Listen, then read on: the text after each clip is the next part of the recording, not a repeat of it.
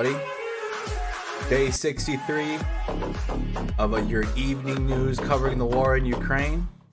Check into the stream, everybody. Welcome. I do apologize for the 15-minute delay. Let's get it.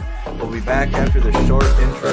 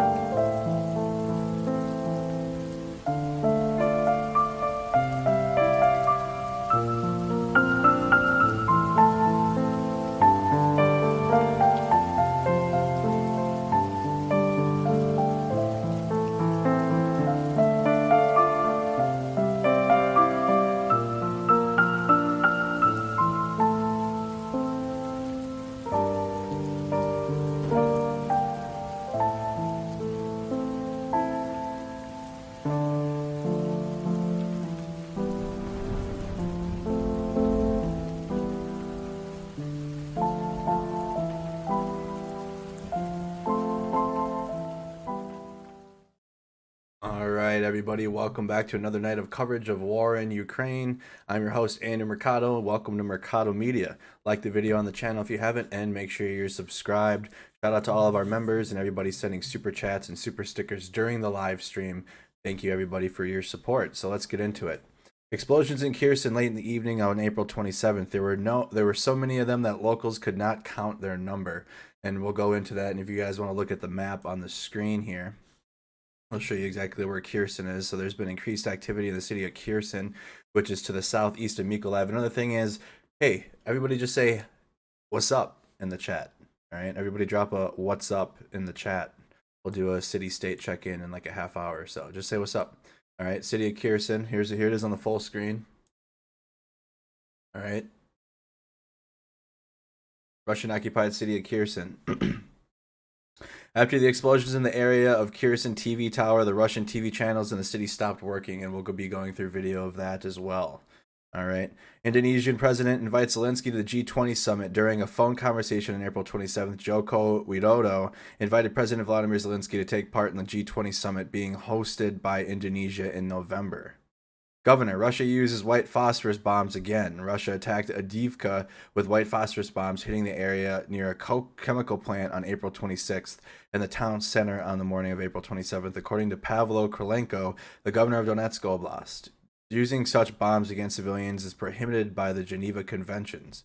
Russia also launched an airstrike on Avdiivka on April 27th, targeting the multi-storied building.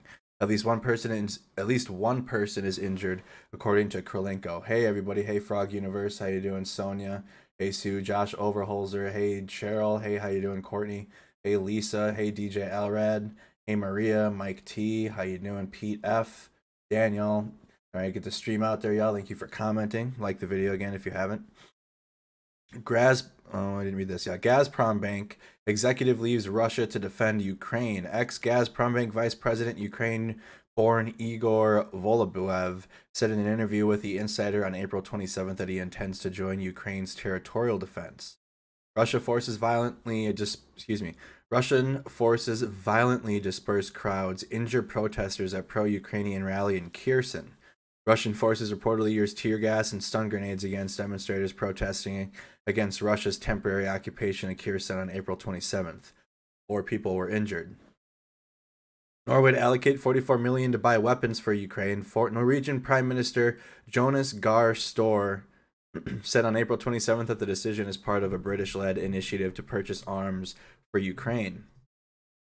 General Staff, Russian forces capture settlements in the Donbass. An update on April 27th by Ukraine's armed forces said that Russia has seized the village of Zavody in the outskirts of the Kamyashivka. I definitely did that one wrong. Near Izium, Kharkiv Oblast. Russian forces have also occupied the villages of Zarechny, Donetsk Oblast, and Novotoshivsky in the Luhansk Oblast, and are advancing towards the nearby settlements of Nizhny and Orkiv. That's all up here in the Donbass region, y'all. That's all in this region. If you guys want to look at the full screen on the, oops, no, we're not ending yet. This Donbass, this pocket north of Luhansk and Donetsk. All cities in here. I haven't said them enough times yet to have them memorized or to say them the correct way. Switzerland adopts EU's latest sanctions package against Russia. The new measures include a coal embargo and further financial sanctions taking effect immediately. Russian businesses or citizens won't be able to register trusts in Switzerland under the new sanctions. Trevor Reed, a Marine veteran detained in Russia since 2019, has been released in a prisoner swap. He was sentenced for allegedly attacking a Moscow officer in a trial one U.S. official called a, quote, a theater of the absurd. A U.S. district judge on Wednesday denied Tesla Inc. CEO Elon Musk's request to a high-end agreement with the U.S. Securities and Exchange Commission for oversight over his tweets, the court ruling showed. So some updates with Elon Musk and Twitter. But that is the rundown of the biggest stories around the world, and especially here in Ukraine. All right, so let's get into it. Let's get into the video. Here is video of the TV tower in Kherson. And again, here's Kherson on the map.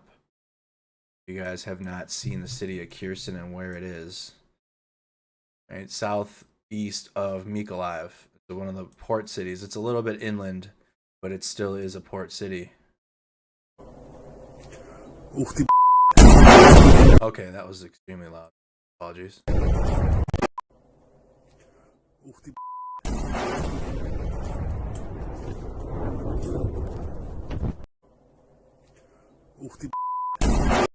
So there you can kind of see it right there. I'll be going through as much video as I can. Ducks away. Russian TV is not available anymore in Kherson after the explosion of the TV tower. So Russian counterattack again. Kherson's under Russian control, so it would be a Ukraine attack on Kherson because again it's Russian held, Russian controlled. Then knocked out a TV tower. So Russian media is unavailable. Here's a video of that.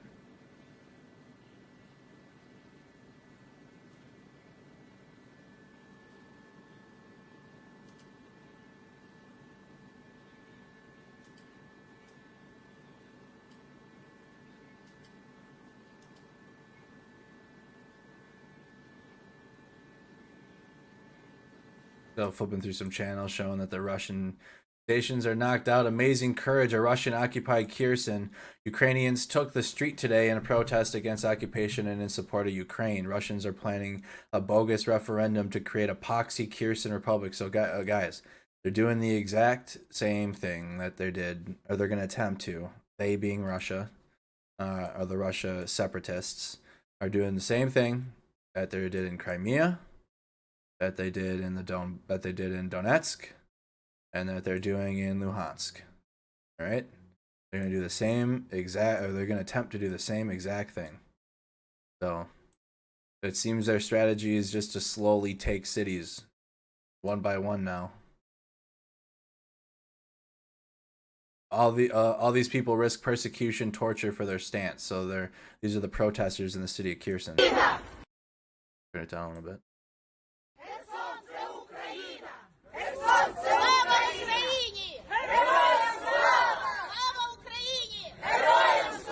Yes, and if you want to go back further, they did it in Georgia, they did it in Chechnya.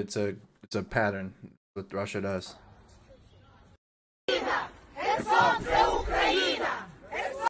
Here's more violent explosions going on in the city of Kherson. So here's more from the explosions on the TV tower. Ух ты, блядь. Same video. No longer. Another video of the protest. So we got a couple different videos going from Kherson, city of Kherson.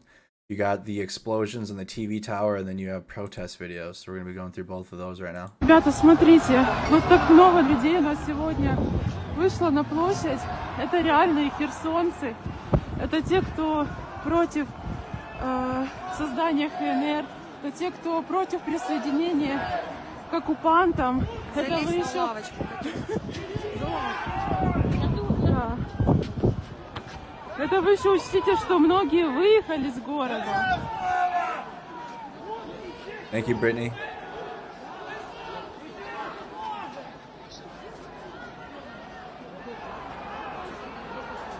Ребята, смотрите, вот так много. There's more than 100 people there. I haven't seen protest videos from Kherson in a long time though. The last ones are actually in the intro video. If you guys go back after the stream and you see the intro, there's the protest that's getting flashbanged and tear gas. That's in Kherson. Another video of the attack okay, hold on. All right, oh, we got a thread. Okay, we got a thread. That was in. Okay, that was where we left off last night. The fires in. Yeah, that's where we left off last night. Okay, caught back up. Turn me off for a sec. So we protest in Kherson. What do we got here? A moment of the Putin. So the Russian military attacked on the civilians in central Kherson because you have the protests against the Russian occupation within the city.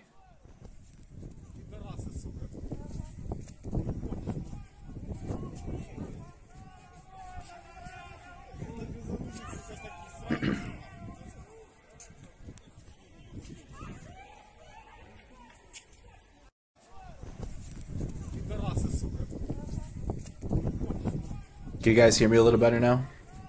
I think my mic was turned down a little bit.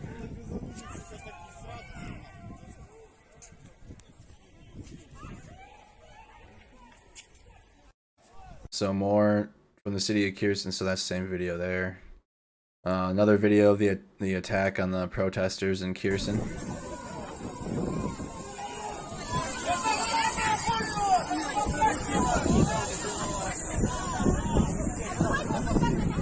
Thank you for sharing news that many would never see. Thank you. Thank you so much, Laura, for that. Thank you.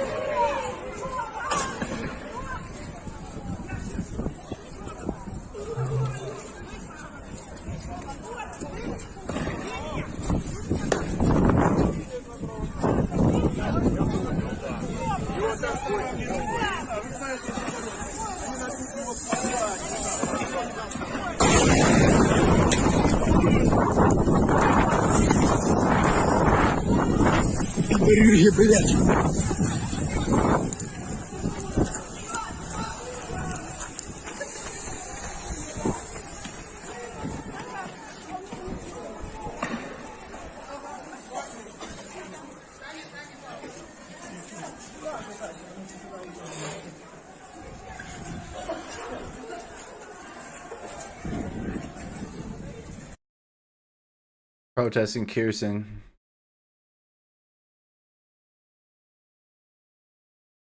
Saw that video. Back out of this thread. Same video. Here's another view. Protesters run from tear gas in Ukrainian city Kherson.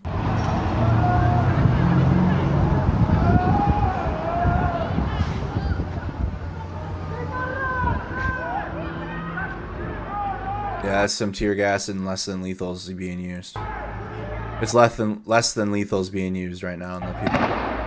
But the Russian military does shoot into the air. They're shooting lethals into the air. Иди ко мне ближе.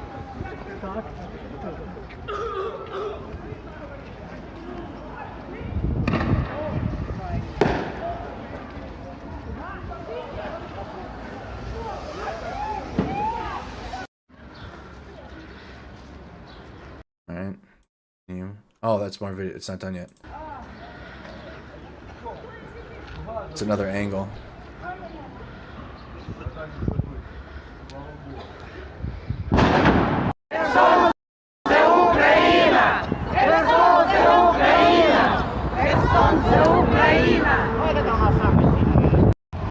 Protesters run from tear gas in Ukrainian city in Kherson. Here's another look. Today, Kherson residents gathered for a peaceful rally to show that they are part of Ukraine and are against the Russian occupation. The Russian military dispersed the activists using tear gas and stun grenades. At least 2 people are known to have been injured. Did I train with tear gas? We trained with CS gas in the military, but I mean, I have plenty of I have plenty of tear gas training just from being out there. So yeah, but in the military, we train with CS, which I would rather be tear gassed than CS gassed. That's the CS gas is rough. It can be. CS gas, it's colorless and odorless, and it burns. It burns you too. Та я понял, что нашу сторону шли на акцию, пока шли, началось шоу, светошумовое шоу началось. Вместе, ой, с вкусом газа.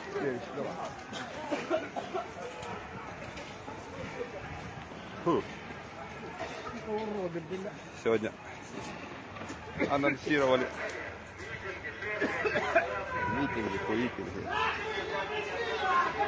Ой, побачите, да? Така машинка. Фу! Фу! Фу! Ты теперь понял, что мы отошли? Ай! Фу! Бачите. Що в Херсоні происходит?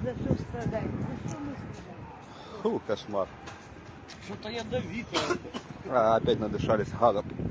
Даже до митинга не дошли. Фу, ужас. Реально ядовито. По 27 квітня сьогодні анонсували у нас референдум. Люди вирішили вийти та показати, що Херсон – це Україна. Ну, от, я так розумію, що бачите, знов вони газові гранати кинули. Люди не встигли вийти на мітинг, все вже закидало світа шумовими та газовими гранатами всіх. Бачите, що відбувається в Херсоні. Фу, якось не весело у нас. Фу.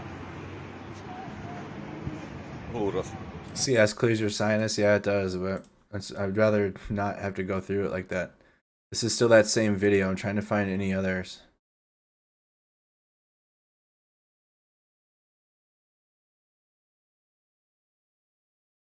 Here's another video from Kherson. This is from the attack on the radio tower.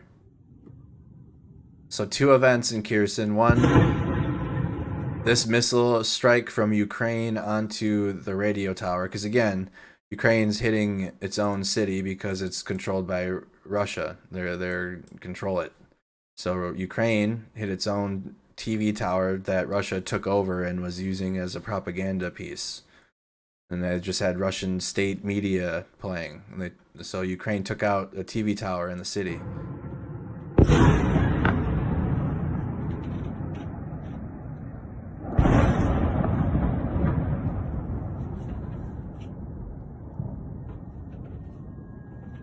Yeah, they don't have face protection or any of that. And you can get one of these on Amazon for like, I mean, you can really get yourself equipped. But I don't know if they have.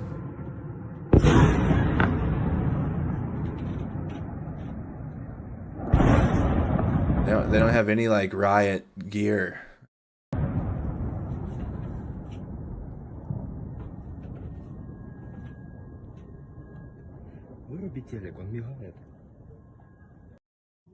Cast your vote in our poll, y'all. So some of y'all don't like this. I've been gauging it for the last couple days. But I can have the chat on the screen like that. But some of y'all don't like that. So I don't have it on there today. But make sure you vote in the poll. I'll go with the majority rule. And it has to be, no preference, you have to vote. Because I had an option on there for no preference and it didn't really help. So let me know. Let's continue going. That's Kherson, so TV station taken out, TV channels done. Here's a clearer video. Russians are planning a fake referendum to create a fake People's Republic of Kherson.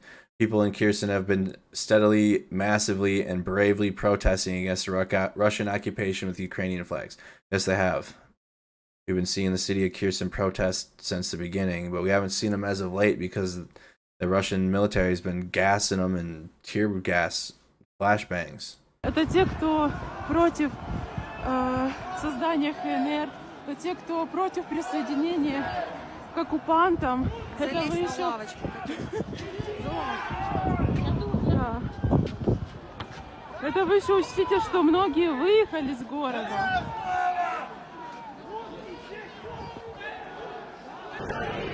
Херсон, це Україна! Херсон, це Україна! Херсон, це Україна! Херсон, це Україна! Херсон, це Україна! So this is like a compilation of all the protests. Yeah.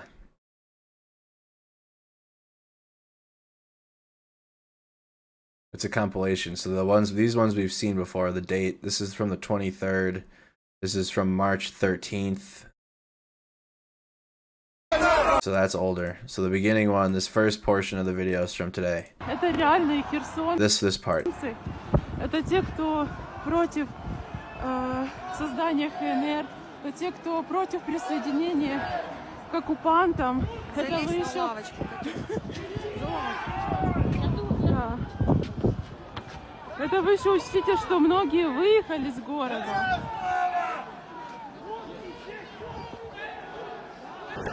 And then now this video is from the 23rd. Same area, but just different date. Okay. Copy that. That's a massive explosion in Kherson moments ago, which would have been 5 hours ago. Wonder if we're gonna see any updates on that. Definitely likely see aftermath video.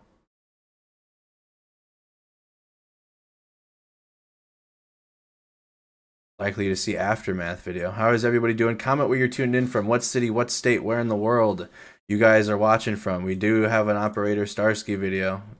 Hasn't posted in a few days, but we have Operator Starsky to go through. Balls of steel during very first days of the big war. Ukrainian pilot takes off during the shelling of an airfield.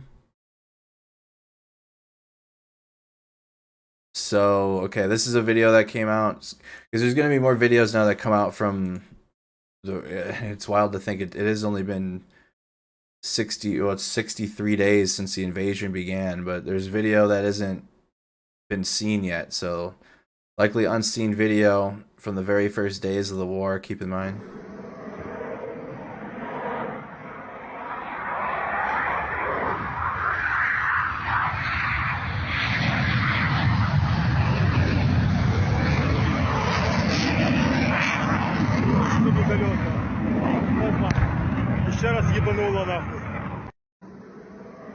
who do we got here? So I'm just gonna read off some of the city states really quick. We got Maryland, Sherman, Texas, Imperial, Missouri. How you doing? West Newton, Pennsylvania, Alabama. We got Ski-Town, Michigan, Florida in the house. St. Paul, Minnesota.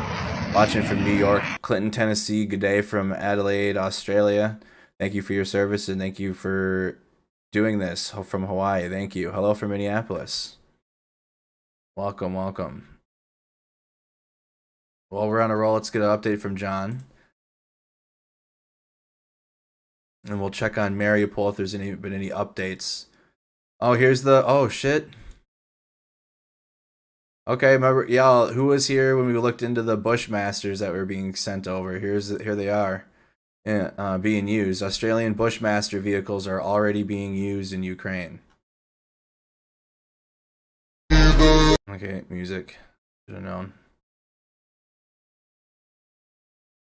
Toledo, Ohio, welcome from a small town in Kansas.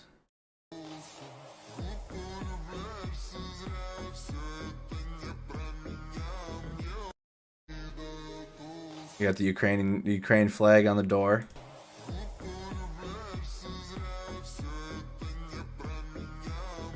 Those Bushmasters are there already. Alright, day 63 update from John. Mystery explosions in Russia. Vladimir Putin's war. By the way, when I get back to Blighty in mid-May, I am putting in my lucky orange hat for a prize draw to benefit Ukrainian charities. Orange hats in the chat. All you have to do is bung a quid on the crowdfunder and the money will go to Ukrainian charities. Thus far, it's raised 9 grand. Come on, let's see if we can hit 10. That'd be beautiful. So the reason I go on every time about the internet still being on, electricity still being on, is that on day 2, I said that Vladimir Putin's war is not going well because he hadn't managed to knock out the electricity or the internet. And actually, the whole thing was nonsensical because the mathematics of war were against him. He just didn't have enough soldiers to take Kyiv. That prediction came out to be true. Here's the next one. That Vladimir Putin, his attempt to win a battle of Donbass is not going well at all. The Ukrainian army is being hit hard by Russian artillery, and so far they're... So we've had more than a few people asking what CS gas is. We'll watch a video. How about that? I'll watch a video about CS gas. Being hit hard by Russian artillery, and so far they're standing firm. There's been no significant gains. So this great Russian offensive hasn't happened yet. Or if it's happening, it's a dribble. Meanwhile, there have been more mystery explosions in Russia. Somebody seems to be blowing up ammunition dumps and oil depots again and again. The latest one last night is in Belgorod. Now these are... John's not buying it either, huh? John's not buying it either. Places, towns and cities in Russia, just across from the Ukrainian border, and they're the kind of supply logistic hubs, and they keep on getting hammered. I have no idea who's doing this.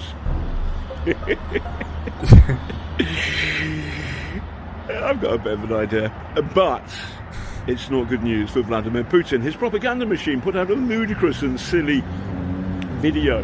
The FSB arresting some geezer for trying to blow up or kill a Russian journalist on their ludicrous state TV. It's all nonsense. Help my crowdfunder for Ukrainian charities. Love from Kiev. All right, that's from John. That's his latest update. He hasn't posted one for day 64 yet. He posted an hour ago. And we got these 8 lawmakers who voted against a bill urging the U.S. to seize the frozen assets of Russian oligarchs. Yeah, bipartisan people. Minnesota, Ilhan Omar voted against it. 8 lawmakers who voted against a bill urging the U.S. to seize frozen assets of Russian... The House passed a bill authorizing the president to seize assets belonging to a foreign person whose wealth is derived in part through support for or corruption linked to Russia's Vladimir Putin. There were 4 each that said no. 4 Republicans, 4 Democrats. Madison Cawthorn, Marjorie Taylor Greene,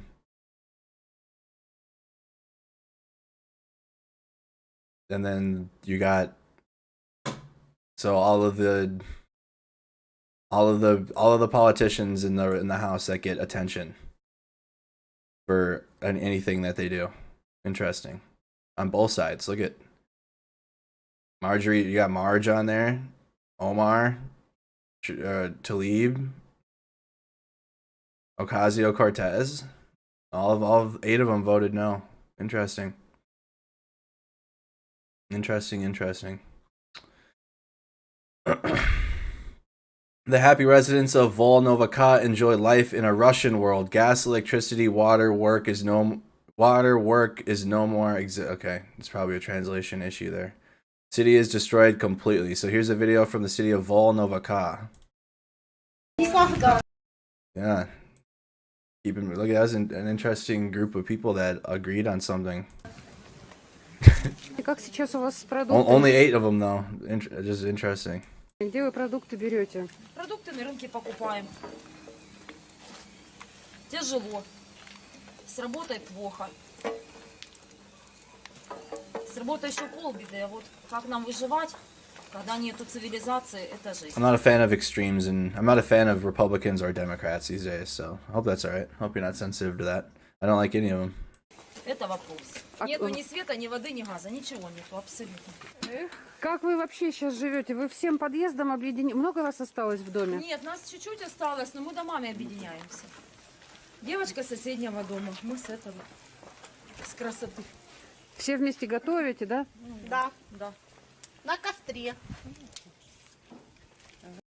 I'm not surprised with that list though, because I kind of am though. But that list of politicians you guys are talking about, I'm telling you, there were liberals, Democratic people that I thought for sure like they were on the Russian bandwagon or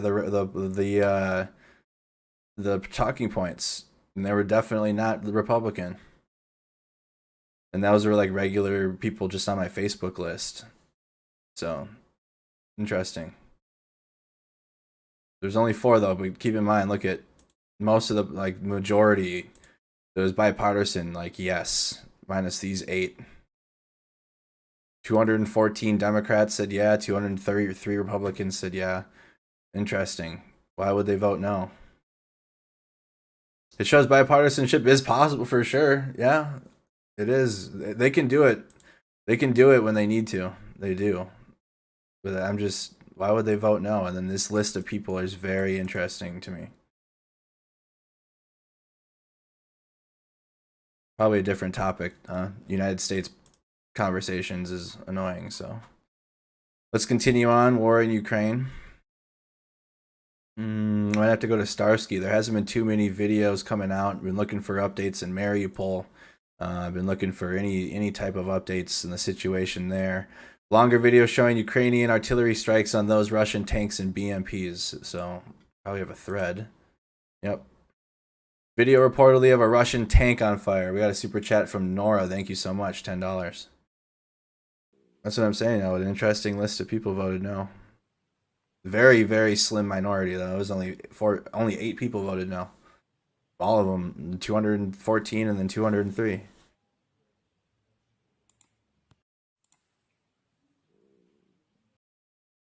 All right, longer video showing Ukrainian artillery strikes on those Russian tanks and BMP-3s. Because we got some music to this one too.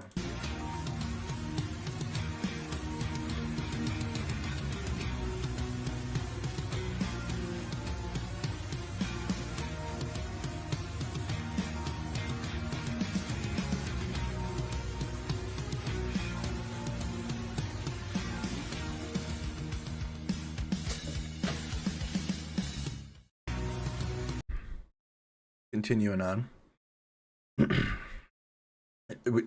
Are they even posting these anymore? The Kyiv Independent. We were going to this at the beginning of the war until we started seeing numbers. So they're saying nearly 21,000 Russian soldiers. Let's look at the Kyiv Independent really quick, chat. I have not even looked at this in so long. 19 hours ago. No, 22,400. So this is per Ukraine. From the sources we've been using from the beginning, more inclined to rely upon the United Kingdom and the United States' intelligence reports of the numbers. But here's what Ukraine is putting out there. I haven't looked at this in a month or two. If you guys want to see what Ukraine is saying, let's try to find the UK United States update. We got 22,400 troops, 185 planes, 155 helicopters, 939 tanks, 421 artillery systems, 2,342 armored personnel carriers, 4 mobile SRBM systems, 429 MLRS, 8 boats, 1,666 vehicles, 76 fuel tanks, 207 UAVs, 71 anti-aircraft warfares. So like that would be those rocket trucks. And then 31 special equipment.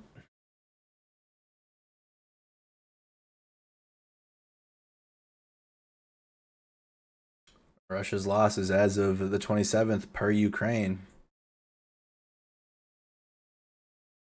I don't even think Russia's put out numbers in quite some time, chat. I don't think they have. All right, let's go to Operator Starsky. He hasn't posted in a few days. He's fighting in Ukraine. He posts. Let me see. He posts when he can. He hasn't posted in 6 days. The last update we watched was last week, where so he went into the KA-52 Alligator and showed us pieces of it after it was destroyed. And then we also watched him break down the Orlan drone. So pretty good content here. Operator Starsky on YouTube. You guys, please go subscribe and support the channel if you guys are looking to support Ukraine. Hi, everyone. These are other ways to do so. Thank you so much, Gene, for the $5 super chat. Operator Starsky here. As you probably know, Russians are developing their main attack in the area of Donbass, and I decided to put more effort into informing you guys on what's happening at this point on the front lines of Donbass. And I would like to present you a small video created by my second press officer, Max, who is currently working in the area of Rubizhne, where majority of my brigade is deployed. And I did my best to translate this video for you guys. Please send all of your best wishes and all of your best energy to Max and to my guys, because Rubizhne is currently one of the most dangerous areas in Ukraine in this war. The situation in Rubizhne is currently hard, but it's under control of our forces, the forces of our brigade and allied units. The enemy keeps trying to move deeper into the city, but all of his attempts fail. They're losing a lot of their troops during each attack. Our artillery and infantry do their job. The enemy has no chance to reach his goal, in my opinion.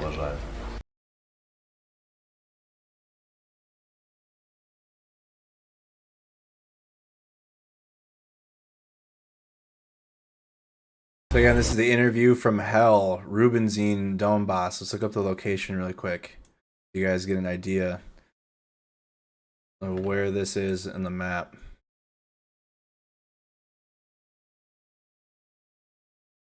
It's Rubizny. I'm going to hear how it's said correctly, and then I'll try to... Rubizny. So here, it's right on the red marker on the full map. There's Donetsk, there's Luhansk. Zoom out a little bit. Okay, it's to the east. North of Severodonetsk. And slightly northwest. Lyshansk, right in here.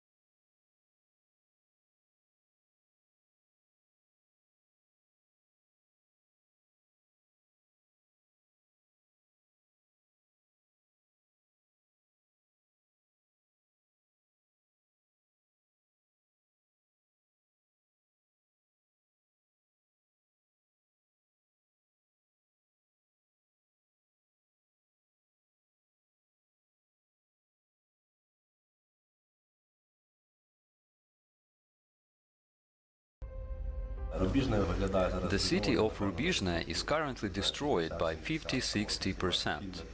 You can shoot movies about apocalypse here. The enemy opens fire at civilian structures, no matter if there's our forces or civilians. Those things don't matter to our enemies, they only want to inflict as much destruction as possible. I don't know, maybe they feel some kind of satisfaction from doing that. Everyone feels fear, myself included. But I also think what happens in case of our retreat. They will attack my own city. And I have this constant internal struggle. Despite being scared, you can't do anything else but keep defending your position. Keep shooting back and killing them. There's no other choice. Everybody feels fear anyways. We should stay here until the end. We should defend where we can defend, and we should attack where we can attack.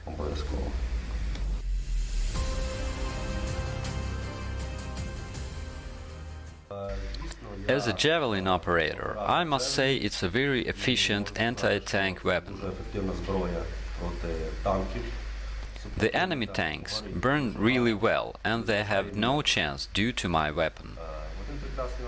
At some point we received javelins. The enemy didn't know about it. I arrived to the position to our guys. They told me the previous day they've encountered a Russian tank. There were doorways, and now they're gone. This is what the tank did. New poll up in the chat. The first and the second doorways are destroyed. At the position they showed me the area where the tank operated. I took the javelin, and it so happened that as soon as I locked on the tank, it began moving behind the building. That moment I launched the missile.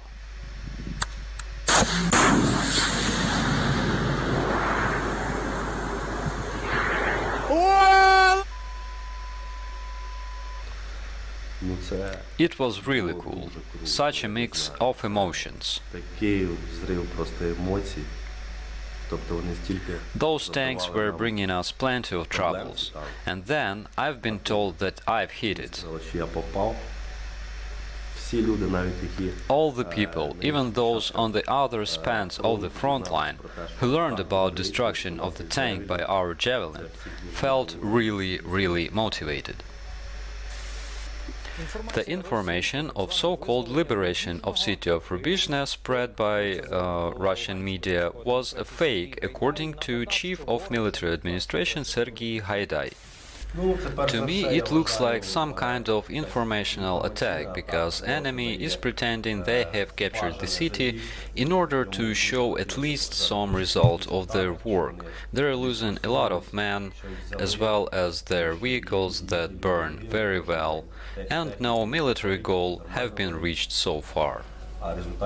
That's why they don't have other choice but lie about reaching some kind of success. They have enough men to develop this attack, but I think they lack skills, and also they lack motivation. Nora says Ukraine has to win this war. I am not sure what else. I think they don't have enough rationality, and they don't know what they're fighting for. They don't know what they are dying for, and we know for sure what we are dying for. We've had a lot of casualties, a lot of our guys have died on this war, and we would like to end it as soon as possible. We all want to win and have an opportunity to put our efforts into rebuilding our independent country. Without this so-called Russian peace and without Russian influencers. And I'm sure that we will be victorious because everyone is so motivated here. There is no other choice, otherwise Ukrainian nation will be erased from the map of Ukraine, and our country will be populated by some invaders from Siberia.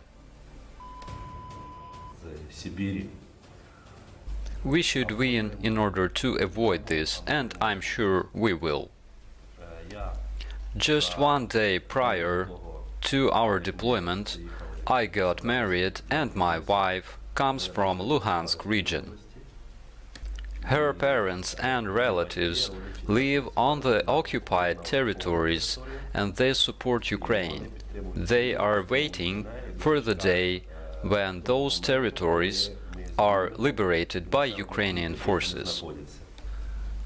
We are going to win. Everything will be Ukraine. Alright, that's the interview from hell from Operator Starsky. Heavy weaponry pours into Ukraine to stop the Russian new attack. Let's check this out from Warthog Defense. This was shared into our Discord server. Join our Discord if you guys have not done so. The link is in the description of the video. Join our Discord server if you guys find any video or anything you want to go through during the live stream at night. Share it into the server and then I'll pull it up and we'll watch it. Alright? Join the server if you haven't. Thank you to everybody that has joined it thus far.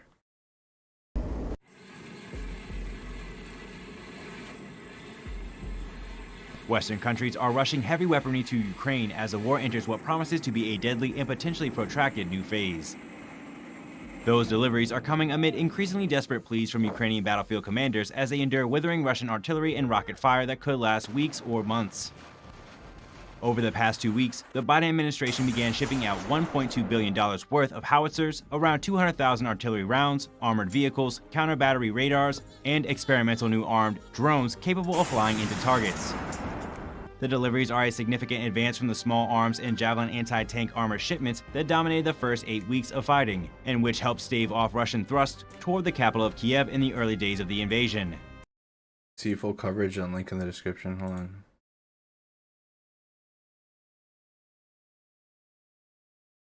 Oh, okay.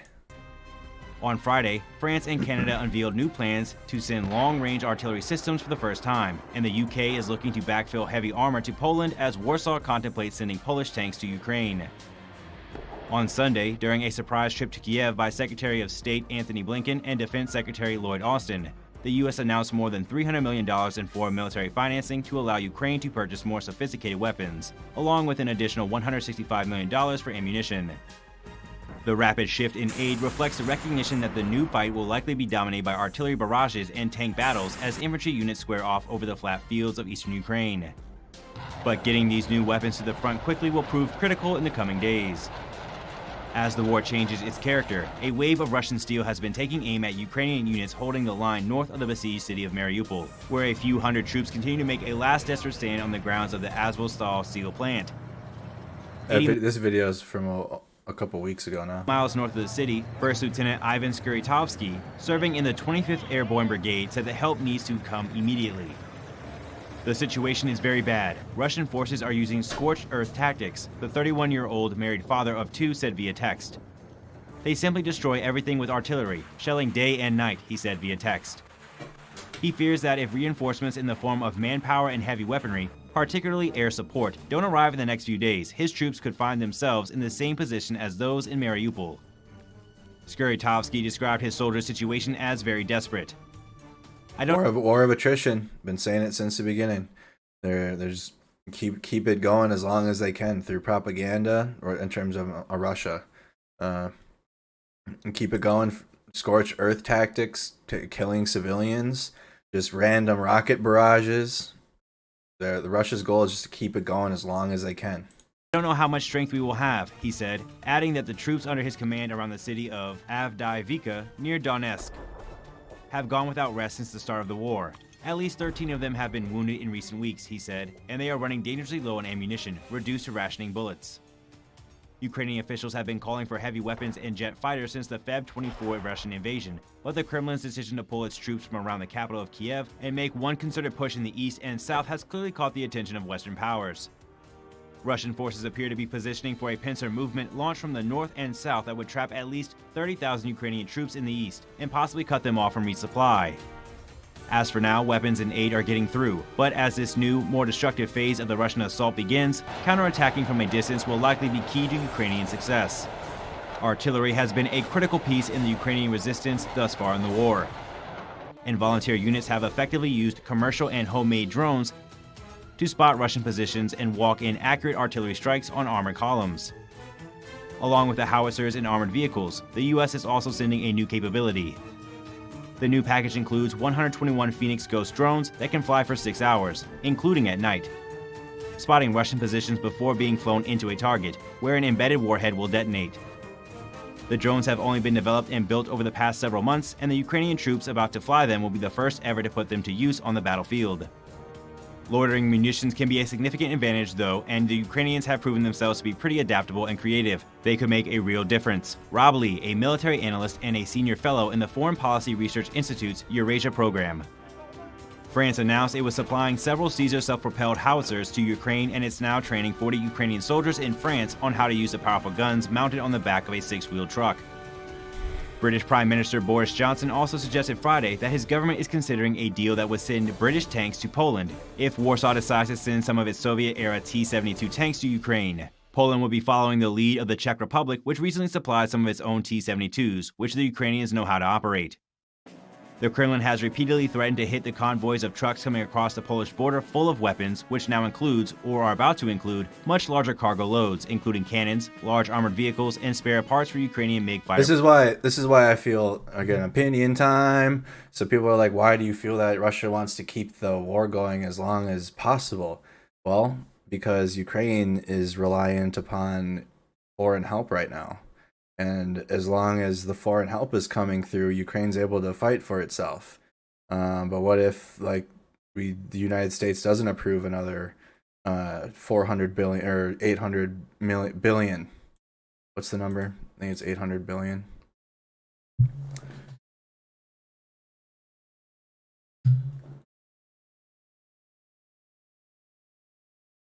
Back sheet. 800 million, sorry, with an M. We've sent 3.2 billion in total, though. We've sent 3.2 billion. So Russia is just waiting. They're hitting civilian targets. It's just a long, drawn out. Their strategy is long and drawn out, scorched earth, taking out civilian populations. Just to achieve their goal of taking the city or making Ukraine's governmental powers back down. Planes. Western officials have long been cagey about these shipments, but so far the deliveries have arrived intact, allowing Kiev to resupply troops along the line of contact. A senior U.S. Defense Department official estimated this week that the Ukrainians have more tanks in Ukraine than the Russians do, given the huge losses Russian armor have taken as a result of Ukrainian artillery and shoulder-fired anti-armor attacks.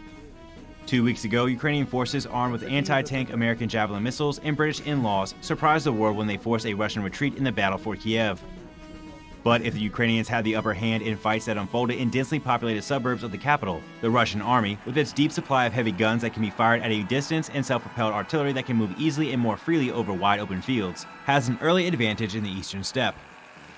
The Donbass region presents a dilemma, however. While open in many places, it is also heavily populated, meaning the Russians will still have to fight through urban terrain akin to that in the north, where Ukrainian forces drove them back with heavy losses. I expect Russia will have some success, but it will probably be slow and costly. As long as Ukraine doesn't allow a large chunk of its troops to be encircled, I don't think Russia can achieve any kind of strategic gains, Lee said.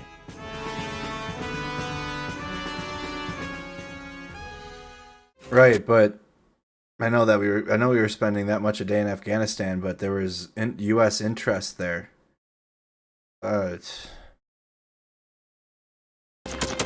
Thanks for watching. And don't. That was a heavy weaponry pouring into Ukraine.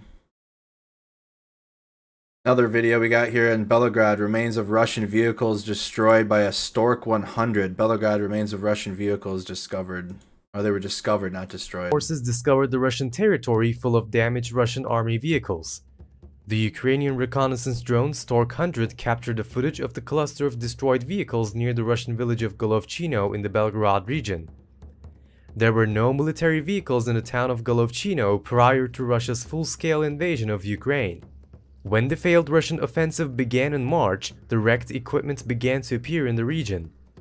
The journalists counted 57 vehicles, at least 17 of which were tanks.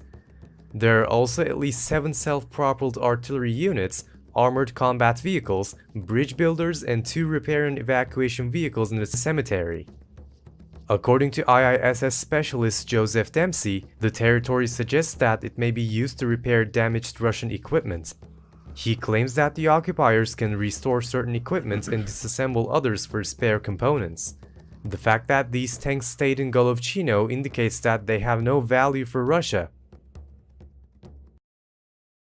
What is this here? I'm just checking the Discord. These are some of the more than 30 countries. So here's the hardware each country is sending to Ukraine, since we're on the topic. From Forces News.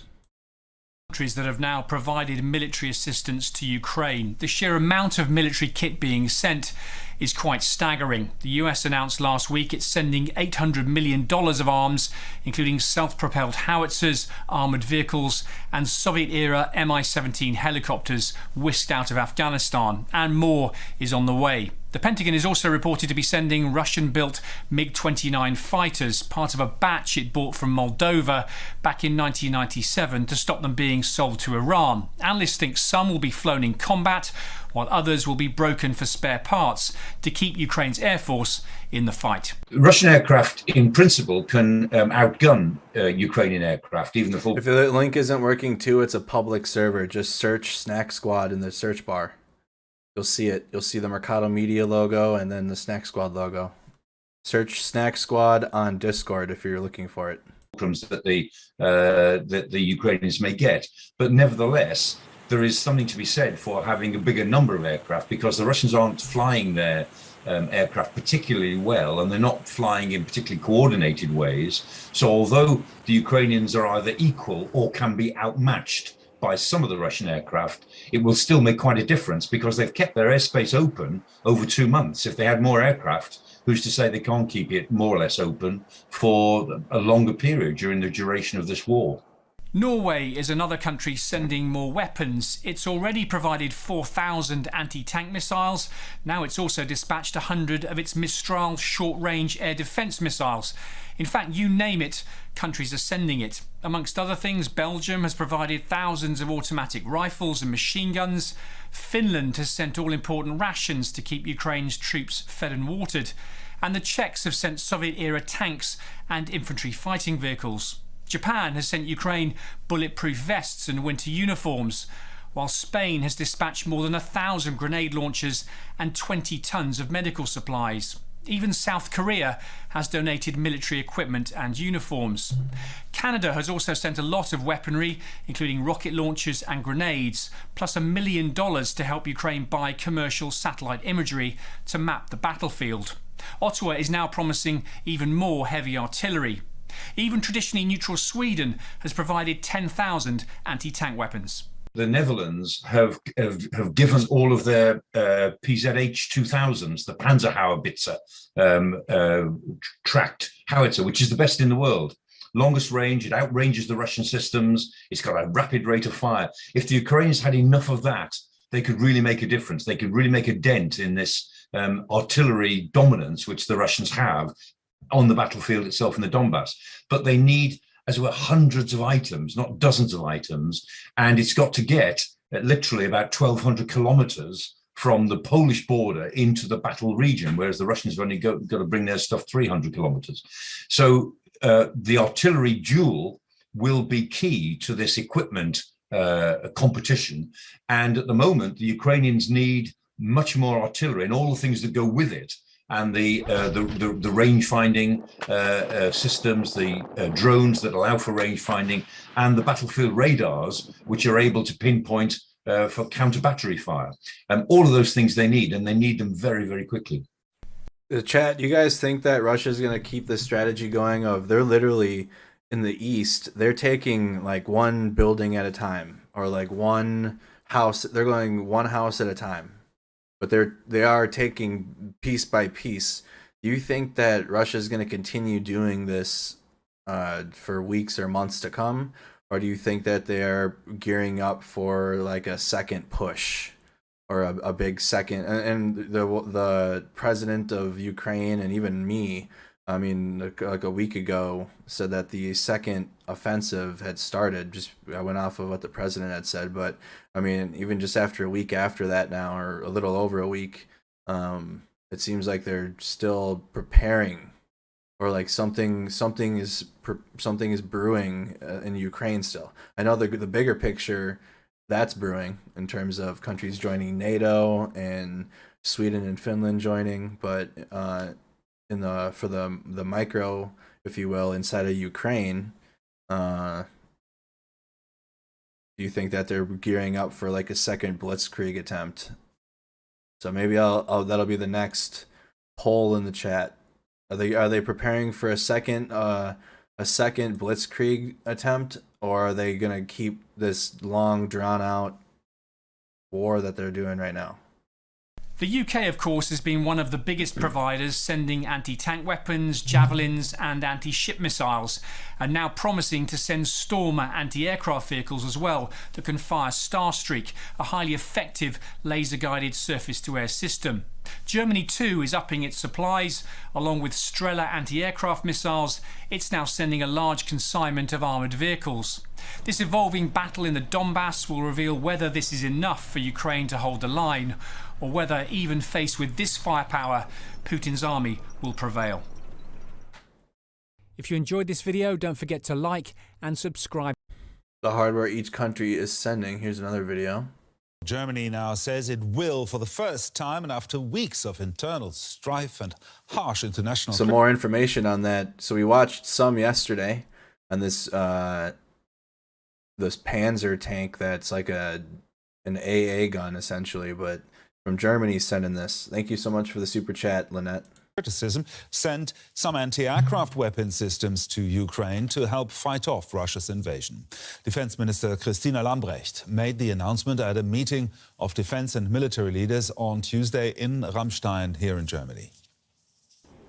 The U.S. airbase in Ramstein, Germany. This is where the United States and its allies pledged new packages of ever heavier weapons for Ukraine during a meeting on Tuesday that was hosted by U.S. Defense Secretary Lloyd Austin. We don't have any time to waste. The briefings today laid out clearly why the coming weeks will be so crucial for Ukraine. So we've got to move at the speed of war. And I know that all the leaders leave today more resolved than ever to support Ukraine in its fight against Russian aggression. The day kicked off with a surprise. In a notable policy shift, Germany, which had been criticized for refusing to send heavy weapons to Ukraine, announced it would now send Gepard anti-aircraft systems. We've made the decision that it's now important to support anti-aircraft defense. That can be done with a Gepard, and it's exactly what's on the list of what Ukraine needs. And that is what we, coordinated with others, are now making possible. We'll continue doing this. Not everyone in Berlin welcomed the decision. I find it problematic. Germany doesn't even have enough military equipment for itself in the case of Putin totally losing control. I think it's important. I also think that what the German government is doing is good. But I am also not sure if offering weapons is actually going to stop the war. I don't like how hesitant they've been. Ultimately, I would actually be for aggressive weapons, heavier machinery. In his closing remarks, Austin said the gathering between the US and its allies will not be the last. Once a month, they'll meet to discuss Ukraine's defense needs to help them fight the Russian invasion. Now let's bring in Ralf Stegner. He's a member of the German Parliament for Chancellor Olaf Scholz's governing Social Democrats. Mr. Stegner, finally, after weeks of reluctance, internal coalition dispute and unusually sharp criticism from its allies and from Ukraine, Germany is now delivering a few heavy weapons to Ukraine. What prompted this U-turn by Olaf Scholz now? Well, I don't think that the impression is correct. We always said that we try to support the Ukraine with everything we can, which is responsible in terms of political, economic, financial, and military aid, and we do that in very close consulting process with our allies. And so we did this way. We are talking about defense tanks, and that was decided because the Ukrainians needed to defend themselves, anti-aircraft tanks, not offensive ones, and therefore I don't see a policy shift. And besides, the second part we really have to look at is that we have the Ukrainians as best as we can, but not enhancing the risk of getting NATO or Germany being involved in the war itself. Well, nobody else seems to be worried that NATO gets involved in the war with if NATO members help Ukraine with weapons, and also Germany continues to import Russian gas, financing Putin's war. Isn't that inconsistent? Well, first of all, I don't think you're right with your assumption, because I understand that President Biden and President Macron argue exactly the same way as Olaf Scholz does, and we are in very close talks about that, and that we need to get out of energy imports from Russia as fast as possible. That's correct, but there are different situations in different countries how fast that can go, because sanctions should be a punishment for the other side rather than bringing down our own industry. So we do that as fast as possible, but it cannot be done from one day to the other. How worried are you that after now Putin decided to stop gas deliveries to Poland, Bulgaria is on shaky ground there. If Russia turns off gas supplies to Germany, what then? Well, actually, we're preparing for that case, but we don't expect it to happen. We'll see what happens. The fact is that everybody knows that we have to get out of the dependency on Russian energy. Germans wary as Russia cuts gas to Poland. Imports as fast as possible, and that's what let's look at that quick.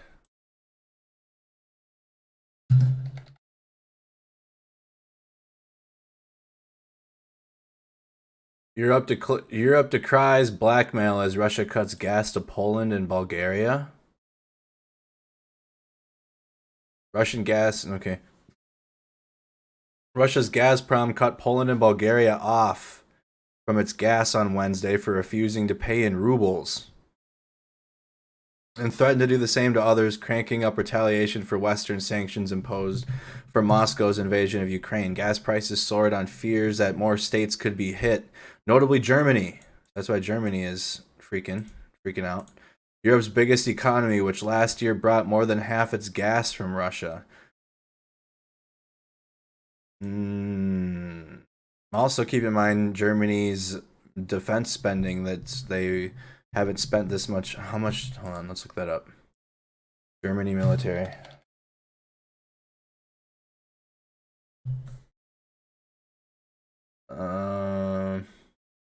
Major. This was old. This was on March 22nd. So, with war on its doorstep, Germany plans a major military buildup. Germany will invest more than 2% of its gross domestic product on its armed forces. Likely in preparation for some shit like this, huh? Gas prices soared and fears that more states could be hit, notably Germany, Europe's biggest economy, which last year brought in more than half its gas from Russia. President Vladimir Putin's demand for payment in rubles is designed to soften the effect of Western sanctions that include freezing of hundreds of billions of dollars of Russian assets. Russia's top lawmakers said other unfriendly countries might also be cut off. European Union energy ministers will hold an emergency meeting on Monday to discuss the situation, France said. The European Commission has accused Moscow of blackmail, but issued an advisory document to the EU countries last week outlining options that might allow EU buyers to continue paying for Russian gas without breaching sanctions. Wow. However, EU Energy Commissioner Kadri Simpson said on Wednesday that Brussels is still advising companies to stick to terms of their contracts, which is usually specifically payment in euros or dollars, and avoid paying in rubles. At a meeting on Wednesday, member state ambassadors said the Commission for clear guidance they asked for clear guidance.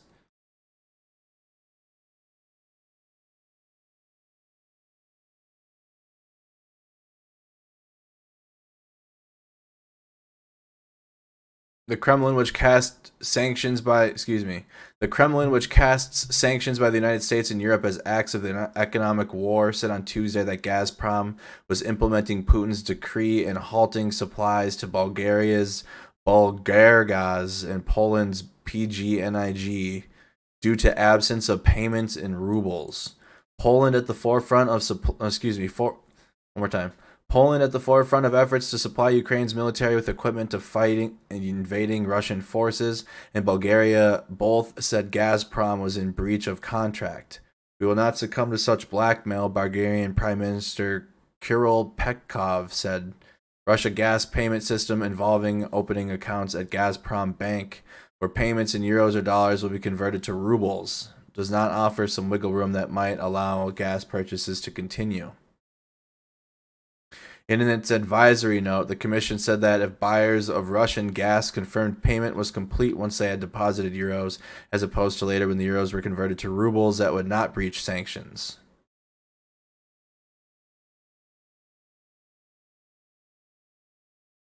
Is a video.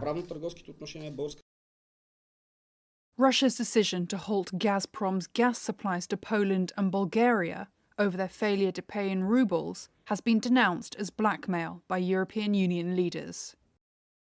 Speaking on Wednesday, European Commission President Ursula von der Leyen said the move was no surprise. Gazprom's announcement that it is unilaterally stopping gas deliveries to certain EU member states is another provocation from the Kremlin. But it comes as no surprise that the Kremlin uses fossil fuels to try to blackmail us. This is something the European Commission has been preparing for in close coordination and solidarity with member states and international partners. The Kremlin has dismissed accusations that it has used natural gas as a tool of blackmail. Moscow says it cut off supplies to enforce its demand for ruble gas payments needed to shield its economy from international sanctions over the war in Ukraine. Well, that's how they're getting around that. So again, more proof of sanctions. What are those? Overall, state-controlled gas pipeline Gazprom supplies Europe with about 40% of its gas needs. Warsaw, which has been at the forefront of efforts to keep Ukraine's military supplied with equipment to fight Russian forces, says the halt was a breach of contract. Poland's President Andrzej Duda vows to take legal measures. Obviously, Polish companies that have contracts with Russia regarding gas imports, which are de facto breached by Russia, and of which all fundamental principles are totally being violated, we will take appropriate legal steps. I deeply believe in this. In enforcing appropriate compensations from the Russian side, from Gazprom, for violations of the provisions of the contract. And in Bulgaria, Energy Minister Alexander Nikolov echoed the Polish president. It is clear that natural gas is currently being used more as a political and economic weapon in the form of a war rather than a legal trade. In terms of legal and trade relations, the Bulgarian side has absolutely no violations.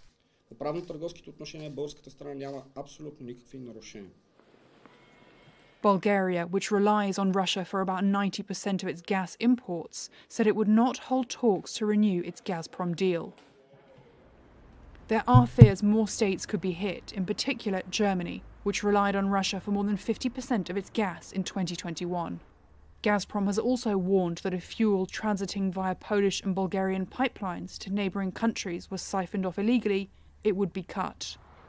But on the streets of Warsaw, Poles seemed unfazed. Pensioner Andrzej shrugged at the move by Moscow, saying his country has reserves. Everyone knows this is war, and in war times costs may rise. So in that regard, I'm at war too, carrying these costs myself. Wow. Ah, dang, dude. Things you would never hear, things you wouldn't hear an American say. For 500, Alex. Our government is doing. And that was German parliamentarian Ralf Stegner from Chancellor Olaf Scholz governing Social Democrat Party. So how important are these deliveries of anti-aircraft tanks to Ukraine? Let's discuss that with Frank Ledwidge. He's a former military intelligence officer and now lectures in military capabilities and strategy at the University of Portsmouth in the UK. No, thank you. He's in a special interest then. All right, let's do this one then. We watched that one. Here's the latest on the war in Ukraine. Comment where you guys are tuned in from. We're a little past the hour mark now in the stream. Comment. What city, what state, where in the world are you guys watching from? I'm your host, Andy Mercado. Welcome to the nightly updates on the war in Ukraine. We're on day 63. We've been covering the war since it's the night of the invasion. So, covering it since the night of the invasion. UN Security Council meeting discusses efforts to examine possible war crimes in Russia. The day before yesterday, I did something that has not been done in the life of the ICC before, in the life of the office that I now lead.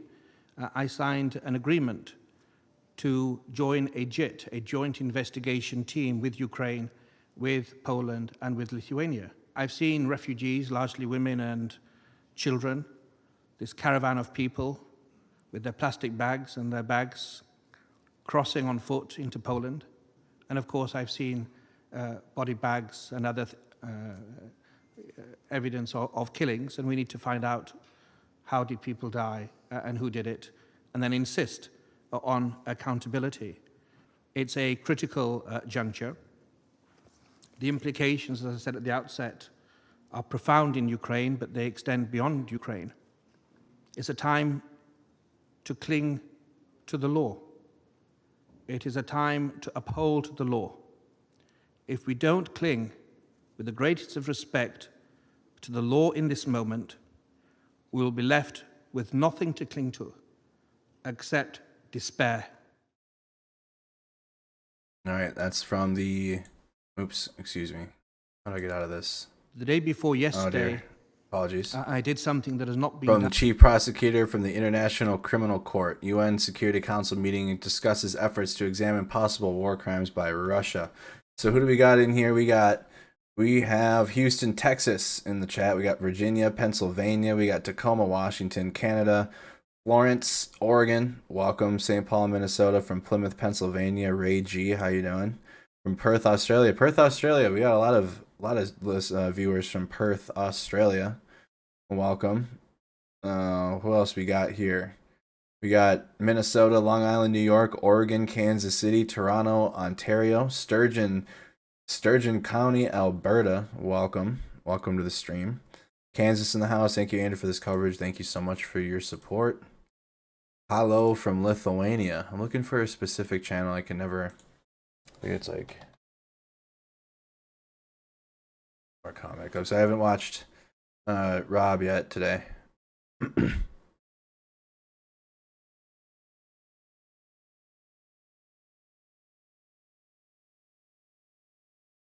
Wonder if there's any video from Al Jazeera. I'm looking for a specific channel that I've watched for that does the timeline of the combat videos, and I just can never find it again. Hello from Buffalo, New York. Chicago's tuned in. Welcome. Take a quick moment to like and share the stream. Thank you. Subscribe to the channel if you have not done so. Hit that subscribe button so you guys can comment on the stream. Here. I could never find it. It's like Ukraine war clips or something, and I can never figure it out. Ukraine war video.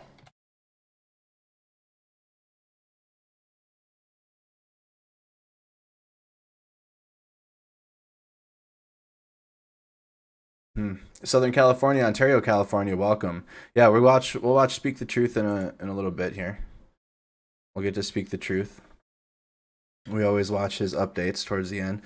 President Biden will deliver a speech on the war in Ukraine on Thursday morning, expressing support for the Ukrainians in their fight to defend their country against Russia, the White House announced. In his last major speech on Ukraine in late March in Warsaw, Biden said President Vladimir versus Putin... Vladimir V. Putin of Russia cannot remain in power. Fears are mounting that the war in Ukraine will spill across its borders. We did watch Operator Starsky, yes. For 9 weeks, President Biden and the Western allies have emphasized the need to keep the war for Ukraine inside of Ukraine. Now, the fear in Washington and European capitals is that the conflict may soon escalate into a wider war, spreading to neighboring states, to cyberspace, and to NATO countries suddenly facing a Russian cutoff in gas. How concerned are you guys with the gas situation and Russia cutting off Poland and Bulgaria from gas? It seemed like, I mean, they talked to one citizen. I guess they didn't really get a good poll of how everybody is feeling. But how are you guys feeling? I saw we had a couple people from the region in the chat. I'm gonna keep trying to find this video. Welcome, Frog. Thank you so much for joining the channel. Thank you, thank you.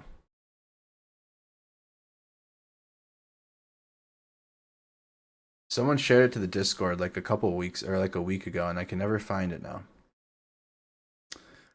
Need more poll votes. Vote in our poll. It's in the chat. The poll is in the chat. Oh, here it is. Found it. Okay. There we go. It was on the homepage. Sheesh. All right. Here's our combat clips update from the fighting. Military situation as of 27 April 2022, and at this time I would like all of our veterans in the chat to check in. Shout out your branch, shout out your years of service, your MOS. Thank you again to all of our veterans. We have an amazing veteran community. I was in the military in the US Army. 88 Mike. I served from 2012 to 2020. 4 years active duty and then 4 years in the Army Reserves. So thank you to all of our veterans in the chat. All right, military situation as of 27 April 2022. There's gonna be video included. I gotta say I'm subscribed to this channel too, but I need to like bookmark Ukraine combat. I need to remember this. Or chat, try to remember this. If whoever shares videos every day into the server, look for these ones too, because I use this channel. Subscribe to the channel for daily uploads. They do a good job. Ukrainian MiG-29 taking off during strikes on an airbase.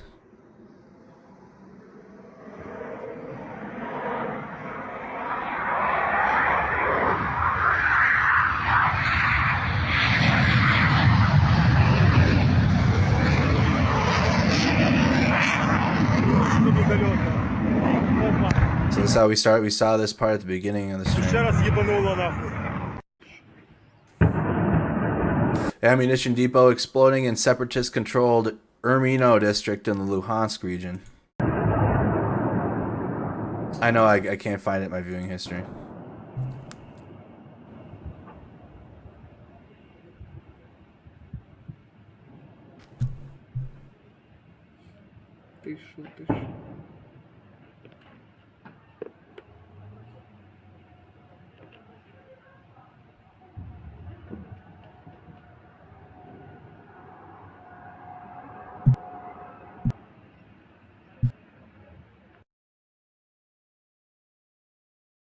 The 110th Separate Territorial Defense Brigade destroyed a Russian armored vehicle in the Zaporizhzhia region. So that'd be over here on our more map. Right here. Zaporizhzhia. So there's like, if you haven't noticed, there's different spellings of cities. I think it's like the way it goes is there's Russian spelling of cities and then there's the Ukrainian spelling. So let's close some of these out here. 110th Separate Territorial Defense Brigade destroyed Russian armored vehicles in the Zaporizhzhia region. No audio here.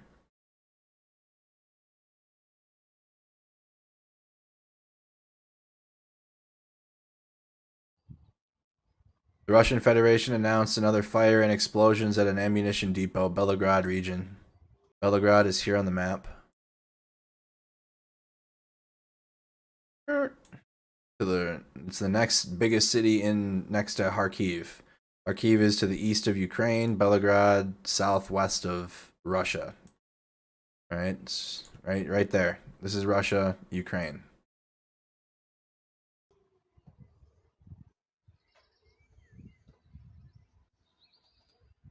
That's loud. Apologies. Ukrainian BM-21 Grad firing at full salvo of 40 rockets.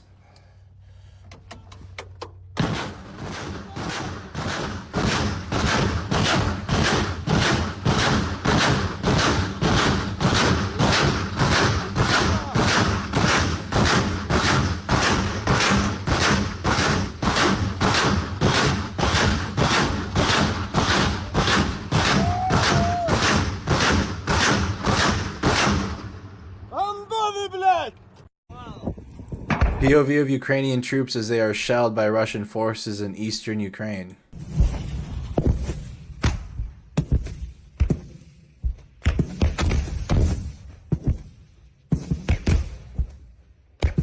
Wow.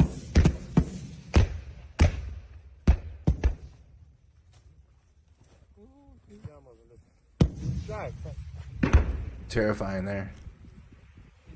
Look at the artillery. That's a pucker factor moment right there.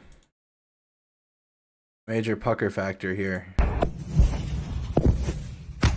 Dude, cause like dude, all you gotta do is just get down at this for this. Thank you, Mike.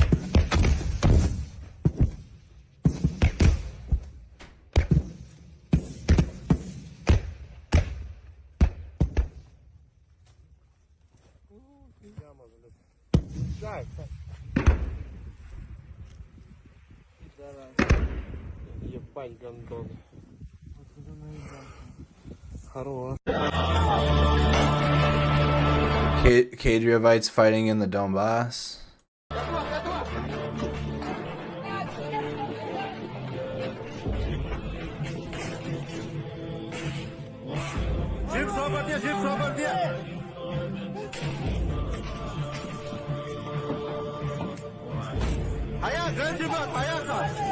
More blind firing around the corner.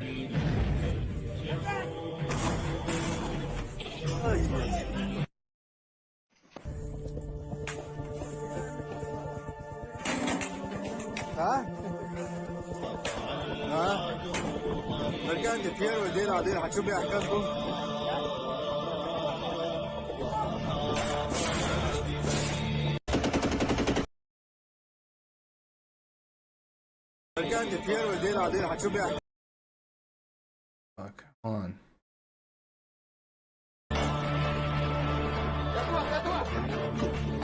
So they had already knocked over the table then before that part happened, so it's on.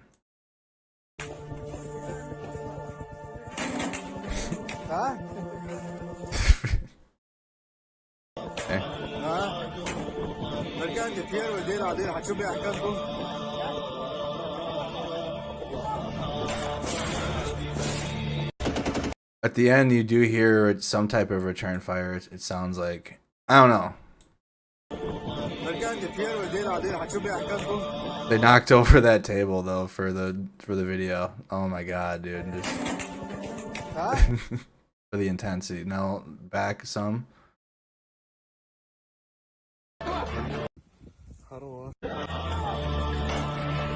What is this tactic here?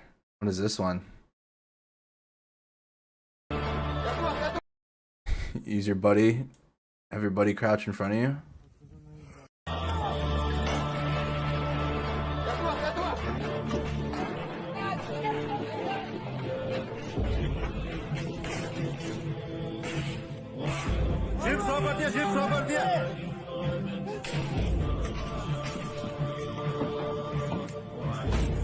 So he's out of ammo. It clicks. He's out.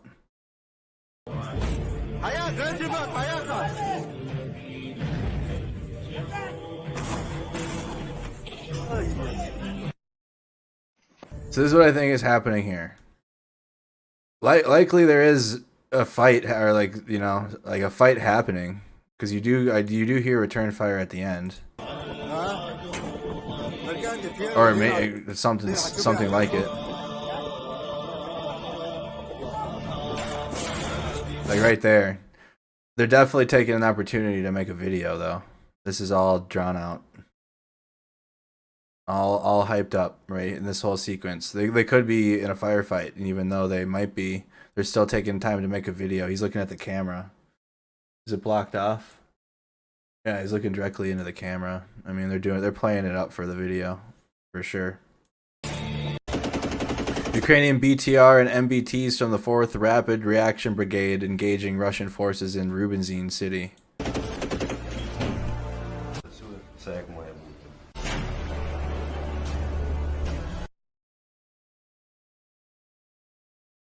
Drone operated by the 59th Motorized Brigade of the Ukrainian Army dropping munitions on a Russian T-72 tank.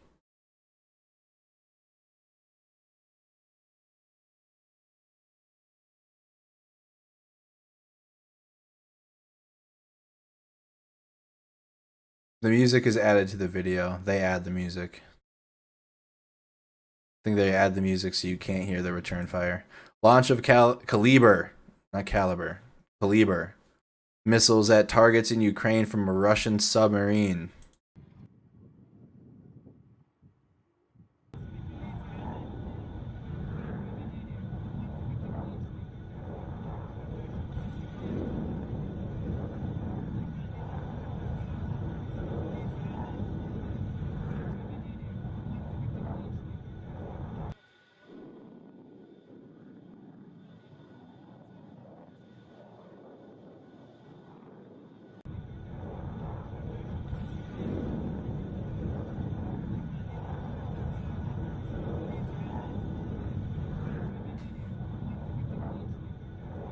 You mean nano machines, Frog?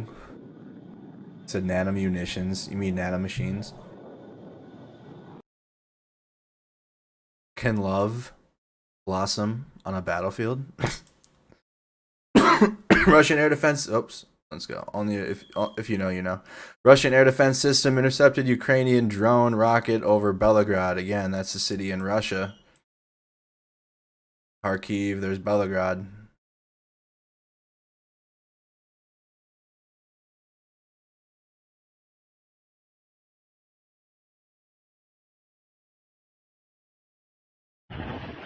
Moment of Russian missile attack on the Odessa railway bridge.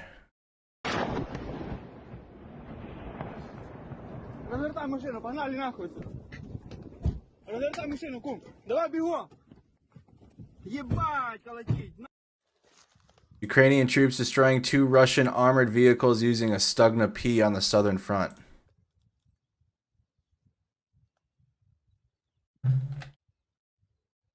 Yes. Ракета, бігом! Ракету міняй! Бігом!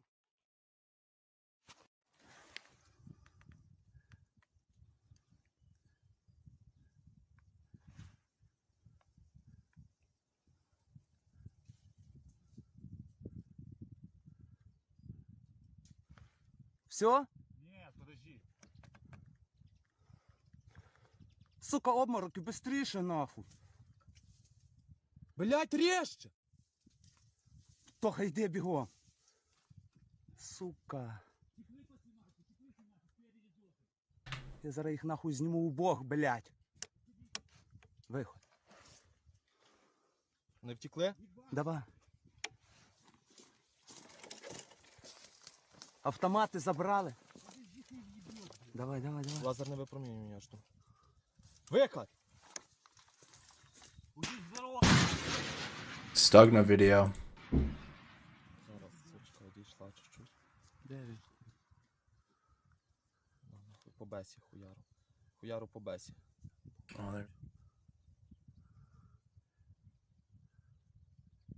Ну, давай, родненько. Єсть. Єсть попадання. Згуртаємося, згуртаємося. Seen lots of Stugna P videos. Here's some Reddit. Our combat footage compilation from Mariupol defenders.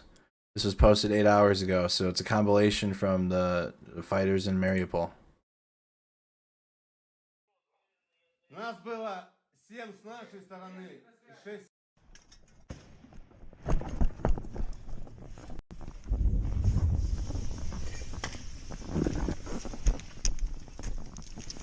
Here, I'll show you where the city of Mariupol is on the map. down here. There's still women and children in the Azovstal steel plant. But beyond that, the city's taken over by Russian forces. That steel plant's the only remaining section of the city left that isn't under Russian control, and that's by Russia, and Vladimir Putin decided not to send their forces into the factory so they wouldn't get destroyed. Because the Ukrainians, there's some of the Azov battalions in there. There's the Marine battalion is in there. I think the one or two other battalions might be, or at least soldiers from that from their respective battalions are in this steel plant. And any Russian soldiers going in there, it's like an ambush essentially. So the strategy is to starve them out of the steel. The Russian strategy is to starve them out of the steel plant. Forget to subscribe.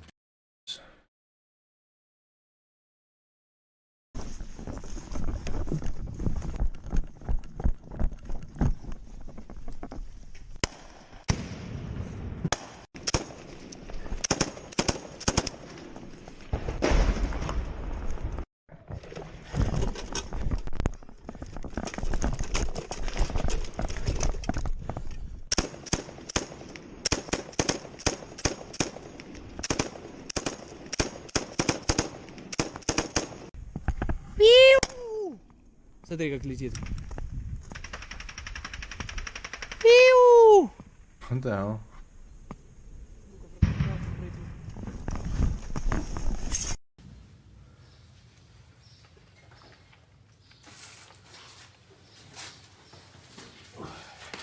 We'll look it up. We'll look up the humanitarian corridor.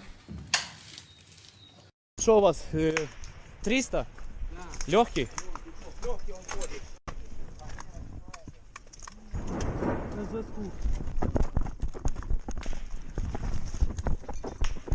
Oh hell no, you can hear the bullets. Wow. There was shots on the ground while he was running. That's the other difference too. Big difference between this footage and like Russia's footage. It's not a cameraman with them, right? They don't have a camera guy. They're wearing their own cameras.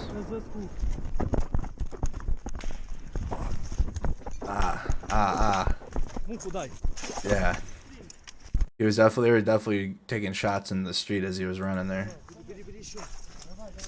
Бля, уже 2 раза.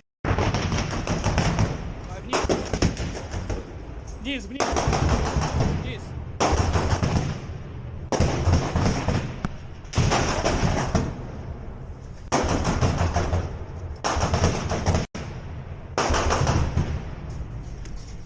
Спалили.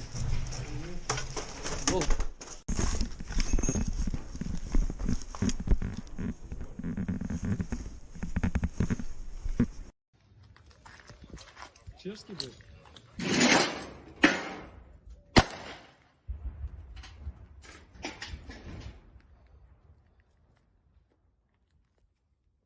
Въебал? Не въебал, не слышу.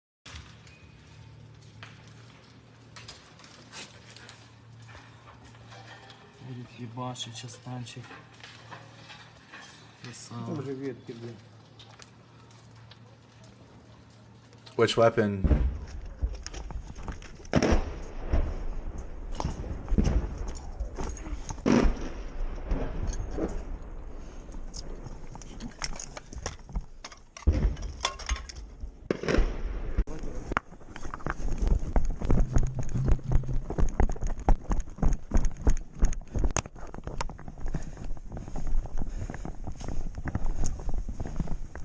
Send any footage you guys have or video to our Discord server and I'll pull them up. Shout out to Bacon for sending these clips from Reddit into the Discord. But we have a video clips channel on our Discord server. You guys join that, and then any video you guys can find or want me to share to the stream or pull up, I will do so. We've been doing it since the beginning. We're on day 63 now.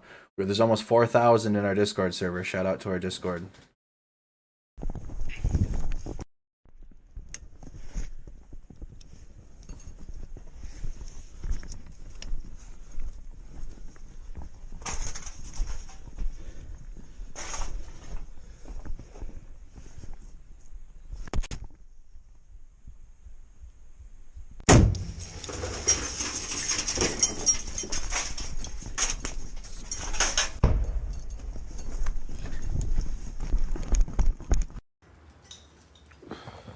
Бедно мы живем. Расцветали яблони и груши, поплыли туманы над рекой. Выходила на берег Катюша на высокий. The old one before the M203.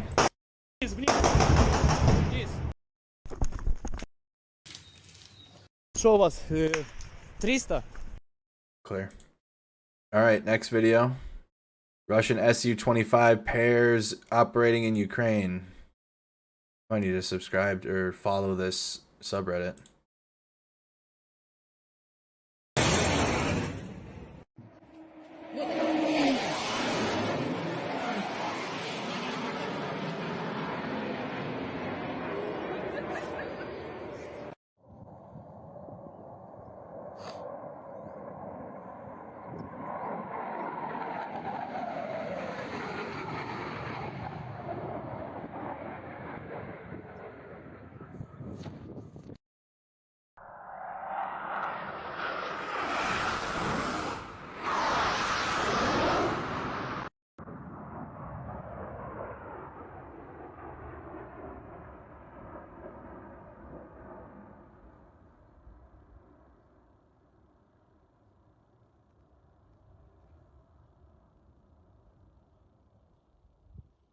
So this is the Su-25 footage of Su-25 pairs operating in Ukraine. This is in eastern Ukraine, Donbass.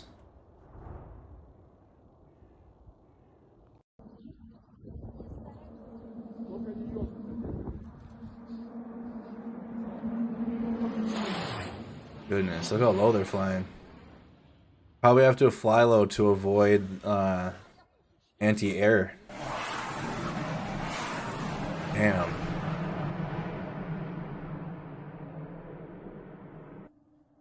Make sure you guys are subscribed to the channel as well if you haven't done so.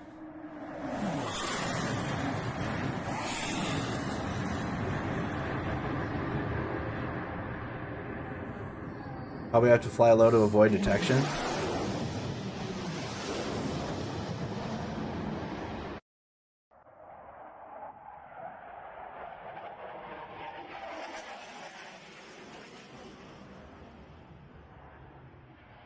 Right, Gene, but I'm sure the sound of a foreign country's air force over your skies wouldn't be as nice. Air shows definitely though. Not this type of air show though. Hell no.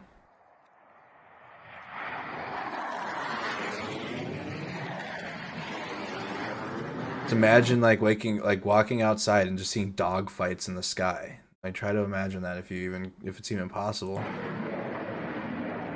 It'd be hard for Americans to imagine it. Unless you've been to war.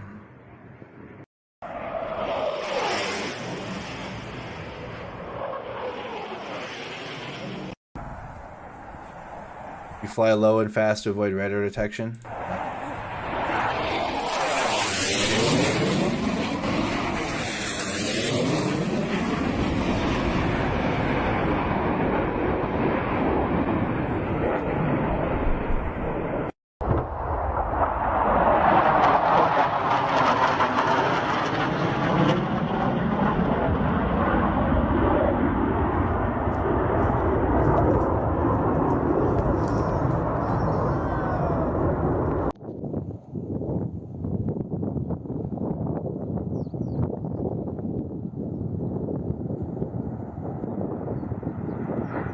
The S-25 is equivalent to a warthog.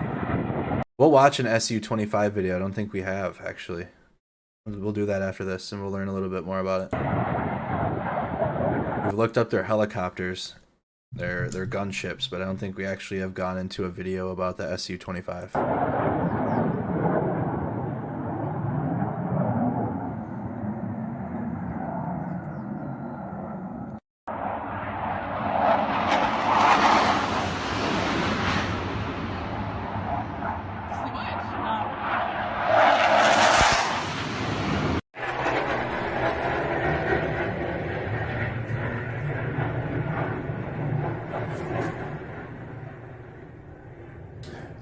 Why do Russian jets pop flares? Likely they're getting tracking from anti-air to throw off anti-air.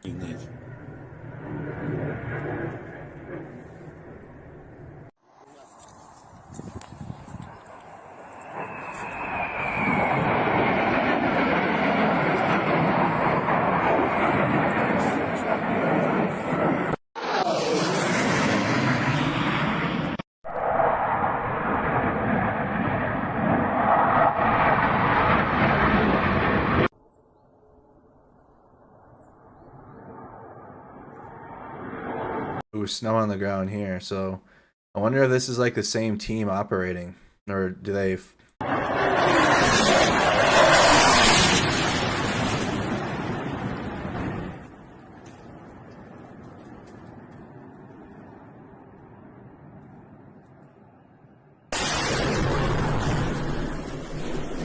Oh, I think I remember this video. This was in the war, first week of the war. This one. I think one of them even shows like the missile going into the house next door. There's snow on the ground there. All right, let's look up Su-25s. Check into the stream, you guys. Make sure again you like the video if you haven't. Make sure you're subscribed to the YouTube channel. I'm Andrew Mercado from Mercado Media Productions. All right. Let's learn about the Su-25. Su-25 here, that aircraft we were just watching. Credit to, I'm already subscribed, AXX Military News.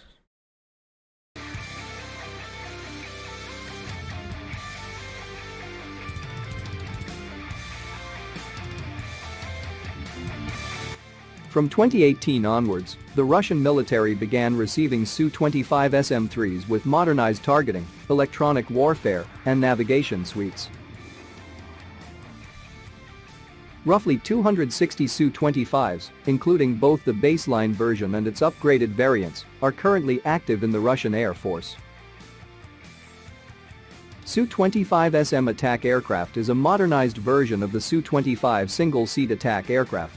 The aircraft features an updated avionics, the addition of an indicator on the windshield, and a multifunction display in the cockpit.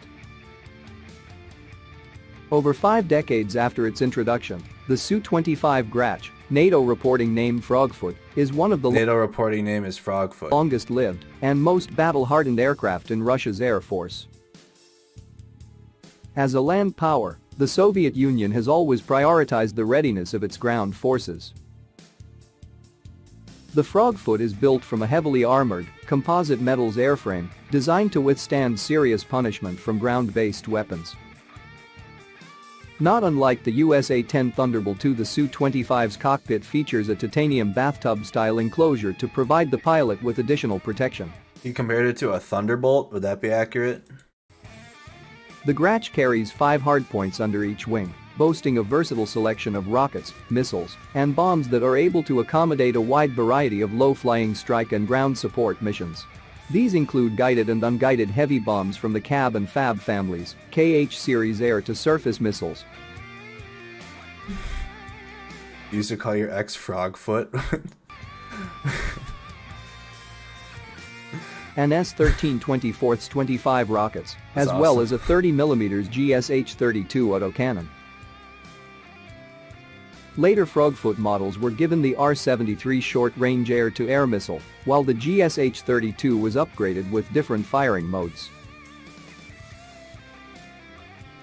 The Su-25 SM revision brought some minor avionics updates, engine improvements, and additional weapons choices.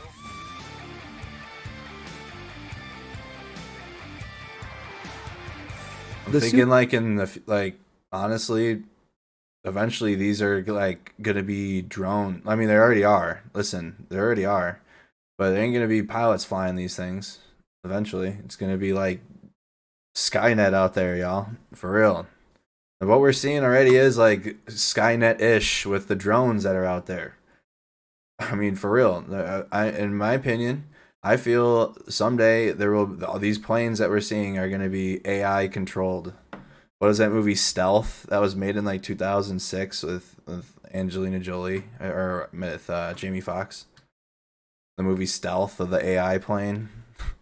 Su-25SM was conceived as a way to modernize the Su-25 without being as complex as the earlier attempts. The key feature was the integration of an onboard radar and a vastly improved avionics fit.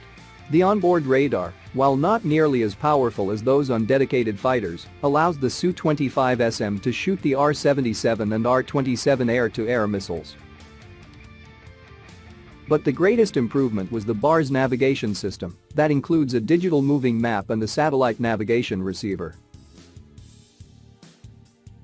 With these features, the Su-25SM is able to get to the target, get off the tarmac faster, and generally just perform better and more efficiently as the workload of the pilot is reduced. I'm noticing the meme, all military equipment videos have like some metal going on in the back. Other upgrades included an anti-surge system for the engines, which expanded the envelope in which the pilot could safely employ various weapon systems without worrying about the gases affecting the engine, and a new radar warning station, -150 lira pastel.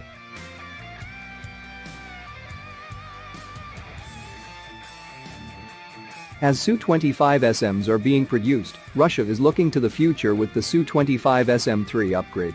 This can be seen as a further iteration on the same improvements featured on the Su-25SM. Survivability and anti-missile countermeasures are improved by the addition of UV missile launch detectors in the Vidob's 25 CDCM set and an updated version of the -150 lira pastel. Alright, I want to see it. Here it is. Look at this one. This is a good... Alright, here's the one. The A-10 Warthog versus the Su-25 Frogfoot. This is the common topic in the chat. Here we go. This is what I was looking for, if they're going to compare it to... At the height of the Cold War, the world's two superpowers created a new pair of battlefield aircraft. Here we go. Here it is. This is the the A-10 we've been talking about forever.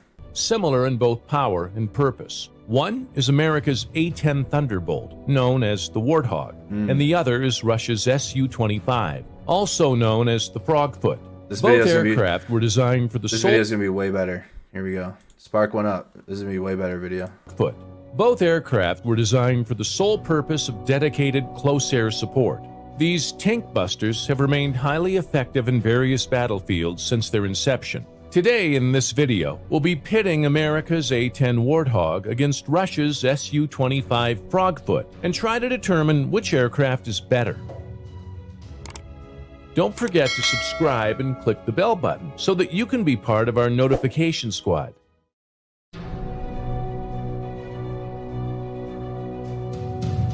That's what they should have in Ukraine. Literally.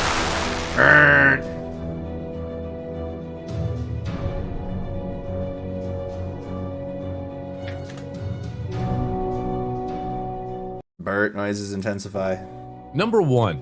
The Su-25 is quite a bit smaller than the A-10, but has a top speed of 606 miles per hour. That's over 167 miles per hour faster than the A-10. Both aircraft can carry a wide array of bombs, rockets, missiles, pods, and fuel tanks under their wings. But the A-10 can take off with almost 7,451 more pounds load than its Russian equivalent. The 30mm cannon on the Su-25 is significantly less impressive due to more limited rounds than the A-10, but it still packs a killer punch. The Su-25 is smaller and faster, making it a more difficult target. Both aircrafts are heavily armored and considered the safest and most feared close air support jets in the world. Number 2. The A-10 is powered by two turbofan engines, generating 18,130 pounds of thrust combined. The engines allow the aircraft to reach a maximum speed 439 miles per hour engine power. There's the stats. There's the A-10 stats right there. of 439 miles per hour. With a ferry range of 2,580 miles, the aircraft has a combat radius of 290 miles. The A-10 weighs around 24,959 pounds and can take off with a maximum weight of 50,000 pounds. With a climb rate of 6,000 feet per minute, the aircraft can reach a maximum altitude of 45,000 feet. On the other hand, the major driver of the Su-25's performance is its two engines. The engines are capable of generating around 19,860 pounds of thrust. These are meant to drive. So there's the two aircraft stats up against each other. 439 miles an hour top speed for the A-10, 606 miles an hour for the Su-25. Look at the combat radius. The range is a lot higher in the A-10. The jet to a maximum speed of 606 miles per hour. Wow. With a maximum range of 620 miles, the aircraft can combat within the radius of 470 miles. The Frogfoot weighs around 21,605 pounds and can take off with a maximum weight of 42,549 pounds. More stats up against each other there. The two aircraft. With a climb rate of 11,400 feet per minute, the jet can reach a maximum altitude of 23,000 feet. The Su-25 is a bit faster and more agile than the A-10. However, the A-10 can fly about 22,000 feet higher than its Russian counterpart. Dang, the A-10 has a couple of more miles range than the Su-25 and can carry more weight. However, the Su-25's climb rate is double that of the A-10. Number 3. Yeah, but it can go 22,000. What do you say? 22,000. Double that of the A-10. Miles range than the Su, higher than its Russian counterpart than the A-10. However, the A-10 can fly about 22,000 feet higher than it its can go 22,000 feet higher than the 25, dude. Russian counterpart. The A-10 has a couple of more miles range than the Su-25 and can carry more weight. However, the Su-25's climb rate is double that of the A-10. Number 3. Survivability is an essential attribute of any successful ground attack aircraft. Likely going to be no competition here. A-10 excels in this category due to its heavy armor. For example, the engines are located a bit higher on the rear. Meanwhile, where it matters. Fuselage. The aircraft's wings, fuselage, and tail shield them against attacks from most angles. Wow. Flight controls operate with dual hydraulic systems, including a mechanical one as a backup. Heavy armor ensures that A-10s are immune to small arms fire, which is useful when flying between 50 and 500 feet above ground level. The cockpit is situated inside a titanium-armored bathtub, capable of withstanding a direct hit from 23mm rounds. Modern A-10 pilots have the advantage of night vision imaging systems, enabling them to operate effectively in night thing just looks terrifying. missions. In contrast, the Su-25 is a comparatively smaller and faster jet, which makes it a difficult target from ground fire. However, it is less of a problem for guided missiles. The Frogfoot is able to reach supersonic speeds when flown clean, and the airframe can withstand 6.5 Gs. With a higher speed and maneuverability, the Su-25 can defeat man pads launched from closer distances. The Su-25 is not as resistant to damage, but is more difficult to hit. I think the Ukrainians have already proved that. What is that? No, this is in 2020. Yes, this is before the invasion. The Ukrainians have kind of already proved that to be different. The Su-20 they're taking them out with Stugna Ps, or maybe they took out a helicopter with the Stugna. I can't recall if I've seen an airplane getting taken out with the Stugna. I don't think I've seen that. 5 is not as resistant to damage, but is more difficult to hit.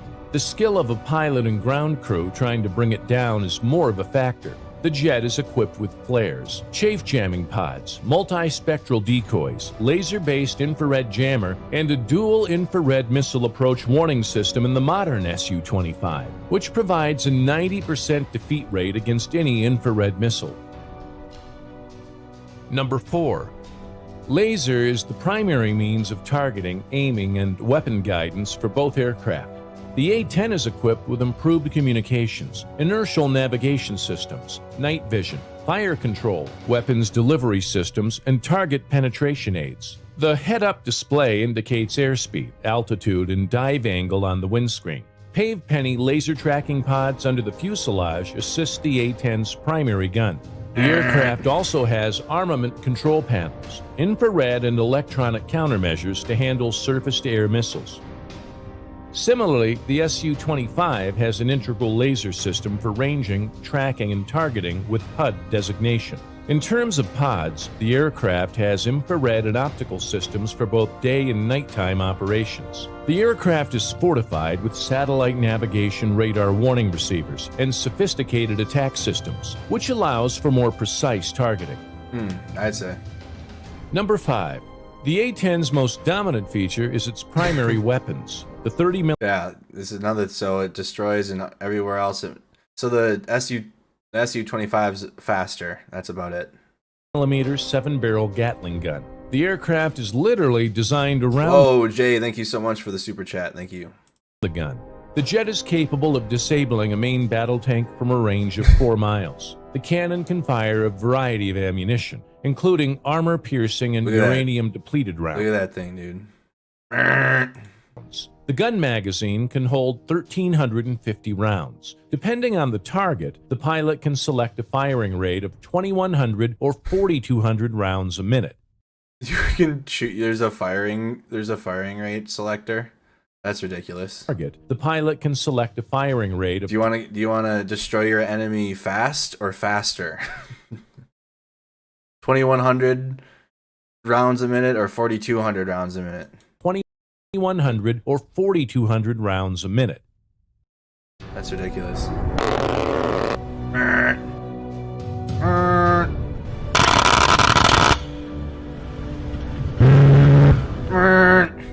The A-10 has 11 hardpoints, including 8 pylon stations under both wings, while the remaining 3 are fitted under the fuselage, with a total payload capacity of 16,000 pounds. The A-10 can carry up to 10 Maverick air-to-surface missiles. The aircraft can also be fitted with Penny laser guidance and electronic support measures. The jet can also be armed with Sidewinder missiles, having a speed over Mach 2.5. The A-10 is capable of deploying a wide range of unguided ordnance as well. In contrast, the Frogfoot is fitted with 11 hardpoints capable of carrying various rocket pods, bombs, and missiles. The bomb loadouts include a variety of general-purpose munitions, cluster bombs, and other special-purpose weaponry. The aircraft's most impressive weapon is its 30mm cannon, capable of firing 3,000 rounds per minute. The Su-25 has a nose-mounted laser rangefinder that assists with target acquisition, allowing the cannon's high explosive and depleted uranium armor-piercing shells to find their mark. For devastating strafing runs, the Su-25 can also be armed with wing-mounted 23mm cannon pods.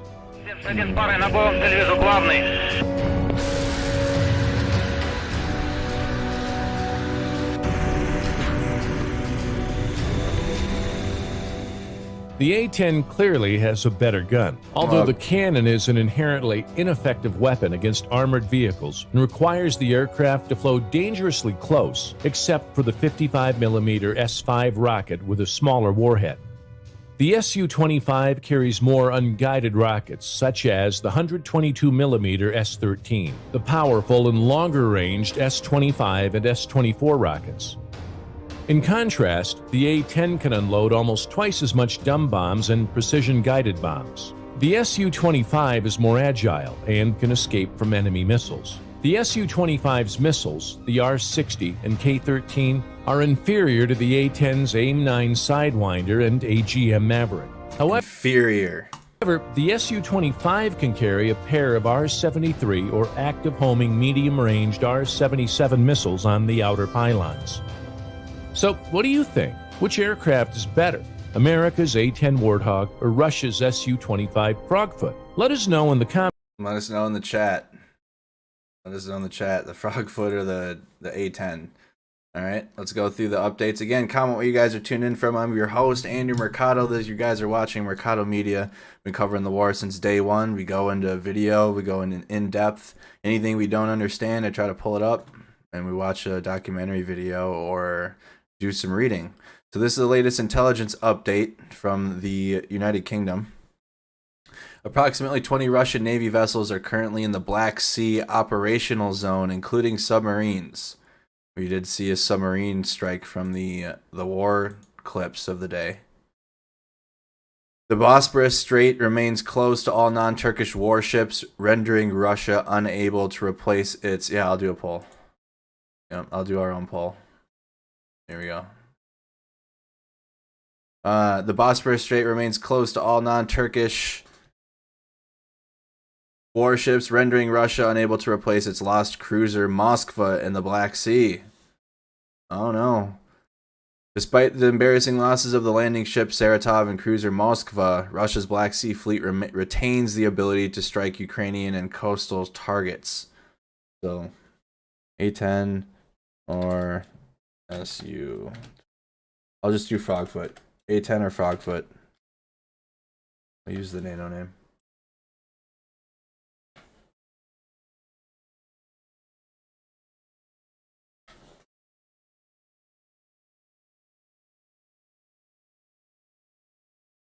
Continuing on here. All right, this is Russia's most famous journalists and experts saying on state TV that nuclear war with NATO maybe wouldn't be that bad after. So they're flirting this. I mean, they have the RT lady here. I recognize her. This is a lady they have on RT. This is their big state media program. And we watch so you can see what the message is being sent to those that watch state media in Russia, or are probably more inclined to toe the Kremlin and Vladimir Putin line, that would watch this type of a media. So, but that's what's in control of Russia, though. Understand that, I mean, the Russian people might not be for what this message is, but this message is what is being sent from the powers that control the country. So even though this narrative might not be what most of Russia wants, this is what may happen likely, or they're giving away they're trying to muddy the waters and understanding to the people that tune in. So it started a couple weeks ago when they shifted the message from the special military operation to the word war, and they started incorporating war and war and war more often. So let's listen here. State TV in Russia. Russia's most famous journalists and experts saying on state TV that nuclear war with NATO might not be that bad after all, since the Russians will go to heaven. All right. Нам объявили войну, чего нам ждать далее? Нам сначала придется провести спецоперацию по демилитаризации Североатлантического альянса. Это, как кажется, совсем будет непросто. Вот эти 40 представителей разных стран, это такой сегодня коллективный Гитлер. Вы абсолютно были правы, когда сказали, что де-факто, по сути, мы находимся в состоянии Третьей мировой войны. Россия принципиальным образом несет три вещи мировому порядку. Первое – это справедливость. Второе – это мир. И третье – это безопасность. А вот эти все коллеги пытаются развязать большую войну. Они ее уже фактически развязали. Или мы проигрываем на Украине, или начинается Третья мировая. Лично я считаю более реалистичным путь Третьей мировой. Ну, потому что, зная нас, зная нашего руководителя Путина Владимира Владимировича, вот самое невероятное, что в конце концов все это закончится ядерным ударом, мне представляется все же более вероятным, чем вот такое развитие событий. К ужасу моему, с одной стороны, с другой стороны, к пониманию, что, ну что, значит так. Знаешь, меня... Но мы-то в рай. Да. Меня... А они просто сдохнут. All right. That's from World War III breaks out, we will go to heaven, they will simply croak. That made the most chilling quote I've read. So Russia's, the state TV saying that they'll go to heaven, and whoever's on the receiving end of that strike will just die. No heaven for opposing Russia. Let's go and see any of the latest updates. Actually, let's go to Rob Lee first and see if there's any combat footage that we might have missed from the day.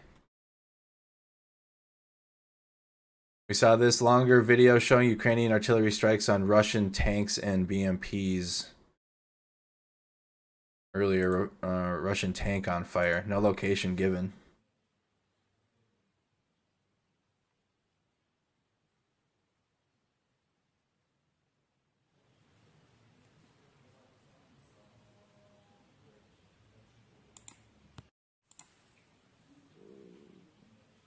And then more video. This one has some music to it.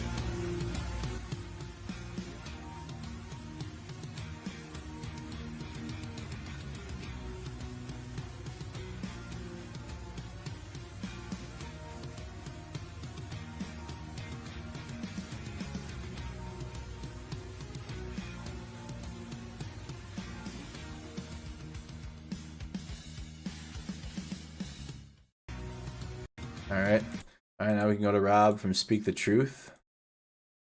Again, guys, like the video if you haven't. Make sure you are subscribed to the YouTube channel. Welcome to the coverage of the war in Ukraine. We're on day 63. I've been covering it since day one. Tune in every night between 9:30 and 9:45 p.m. Central Time. All right, 9:30 and 9:45 p.m. Central Time. Follow me on Twitter if I need to push the stream out or if I need to cancel or for whatever reason. I do update on Twitter. You guys can follow us there. Just search Mercado Media and follow us, and I'll tweet out. So this is Rob Turkla from Speak the Truth. Top secret Russian operation exposed. Let's see what he's got to say about it. Road. So out the gate, I'm going to show you guys, this is my map. If you guys are new to the channel, red is going to be Russia, blue is going to be Ukraine, with the black line showing you the logistical routes that are going in and out of the country, and really just pretty much in this northeastern part of the country, because that's all that really matters as of right now. But we're going to start off with this. This might be one of the weirdest things I've ever heard, but apparently Russia has deployed trained dolphins during its invasion to protect a Black Sea naval base. Yes, this is actually a real thing, by the way, and I didn't think this was actually taking place, and this is probably not something anybody else was thinking this was going on, but I'm going to show you guys an image. So this image you're seeing, you can see the two floating dolphin pens that are at the entrance of the harbor. The two pens were apparently there, they were moved there in February. These dolphins are used for counter-diver operations, which is apparently a tradition that the U.S. and Russia have used in the past. They also... What? It's a dolphin operation? have beluga whale pens. I'm not going to go too far into this. It kind of seems like we're living in a Netflix series, so we're just going to move on. Anyway, this video is absolutely incredible. I want to show you guys. It's coming out of Russia. Once again, Russian state TV. And the Russian general you're going to see is clearly irritated, but mainly he can't say anything without someone butting in and trying to stop him from talking multiple times. That host, that is. So let's go ahead and... The stream should have been dolphins with a big picture of a dolphin. Show you guys this video on... We'll be back here. For the thumbnail. Second. То, что здесь многие люди с боевым опытом и через Афганистан прошли, и через чеченскую кампанию прошли, и через Донбасс. Там реально наши ребята, и донецкие, и луганские, и наши силы спецопераций гибнут сейчас. И наша страна, она... Не-не-не-не-не! Нет, я не хочу это слышать. Подождите. Нет, послушайте, стойте. Они гибнут все равно. Стойте. Они все равно да гибнут. Остановитесь. Они, подождите секунду. Вы не можете остановиться, что Я ли? просто хочу, чтобы мы сейчас встали, почтили память молчанием, хотя бы минутой молчания наших ребят, которые там все равно сражаются за Россию и за Донбасс. Вы можете сейчас остановиться? Пожалуйста. Я вам сейчас скажу, что там наши ребята делают. Наши ребята там разят гадину фашистскую. Правильно, но это правильно да все. дайте мне договорить. Да. Это триумф русского оружия, это триумф русской армии, это возрождение России. So as you can see, the tension seems... Oh, hold on. Someone had shared that video into the Discord. This shows that tensions are building up in Russia over high losses of the war that it had started. Let's see this one more time on its own, quick, before we return back to Rob. Wow. Look at this. Look at this exchange one more time, you guys. Let's look at it on its own. Let's watch it on its own here. То, что здесь многие люди с боевым опытом и через Афганистан. You think he's in the gulag? Straight to the gulag after this. What is this, like a Russia Dr. Phil? Like a daytime talk show or something? И через чеченскую кампанию прошли, и через Донбасс. Там реально наши ребята, и донецкие, и луганские, и наши силы спецопераций гибнут сейчас. И наша страна, она... So he's saying in the Donbass, if you can't see it, Donbass, Luhansk guys and our special operation forces are dying there in our country. No, I don't want to hear that. Stop. Нет, я не хочу это слышать. Подождите. Нет, послушайте, стойте. они гибнут все равно. He said now the guy is saying they're dying, and then now the host is saying stop. Can't you just stop? Стойте. Они все равно Да гибнут. остановитесь. Они, подождите Вы не можете остановиться, что Я ли? просто хочу... Let's commemorate our dying boys with a minute of silence. What are you doing? Can you just stop? Чтобы мы сейчас встали и почтили память молчанием, хотя бы минутой молчания наших ребят, которые там все равно сражаются за Вы можете Россию и остановиться? за Нет? Донбасс. Вы можете сейчас остановиться? Пожалуйста. Я вам сейчас скажу, что там наши ребята делают. Can you just stop? I'll tell you what our boys are doing. Наши ребята там Our boys are killing the fascist beast. Yes, but разят гадину Это фашистскую. правильно, но это правильно всё. Да дайте мне договорить. Да. Это триумф русского оружия, это триумф русской армии, это возрождение России. То, что здесь многие люди... no. All right. Seem to be building a bit within the country in the ranks. The military, they want, the general wants people to realize that the military is losing a lot of men over there. A lot of casualties are actually taking place, and people don't realize that this is really going on. And he's trying to actually voice his opinion on live state TV. He's not able to. Putin is now also threatening immediate strikes against countries that are intervening in Russia with the war when it comes to Ukraine. He's also said that if someone intends to interfere on the ongoing events from the outside and will create a threat of strategic nature unacceptable to Russia, they should know that our response will be counterstrikes and they will be lightning fast. So here is a video of him addressing the Russian people stating this. I'm just going to give you guys a piece because it's in Russian and, well, most of us probably don't speak Russian. Да, и будут создавать для России неприемлемые для нас угрозы стратегического характера, они должны знать, что наш ответно-встречные. Russia's also now issued a warning to Britain for allegedly provoking Ukraine and said that if it continues to do so, there will be immediate and proportional response, which I don't really understand exactly what that means. I think the whole world doesn't know what that means. That's really vague. That's extremely vague. I mean, provoking Ukraine, that's like, I mean, what has the United States been doing? They've been facilitating all these weapons that have been flowing in and out of Ukraine. All the training that Ukrainian soldiers have came. The other attrition aspect too is the other reason, and again, this is my opinion and how I just feel. They need time to set the message in stone with the people that are going to be down with it. They need to get Russia on board with the Kremlin needs to get as many Russians on board with what they're doing, or whoever is going to invest in Russia in the future. So the propaganda takes time. They gotta keep muddying waters. They gotta keep redirecting messages. They have to keep rewriting messages, and that takes time. That doesn't happen very quick. So not only does the war itself gonna take time to draw out, but they need to also draw out their message and instill it in the people long enough to get them on board. And again, that doesn't happen right away. It takes time. Came from Britain and United States forces. So I'm kind of confused why they didn't come after us when they're saying that we're provoking, because I mean, we're clearly doing the same thing Britain's doing.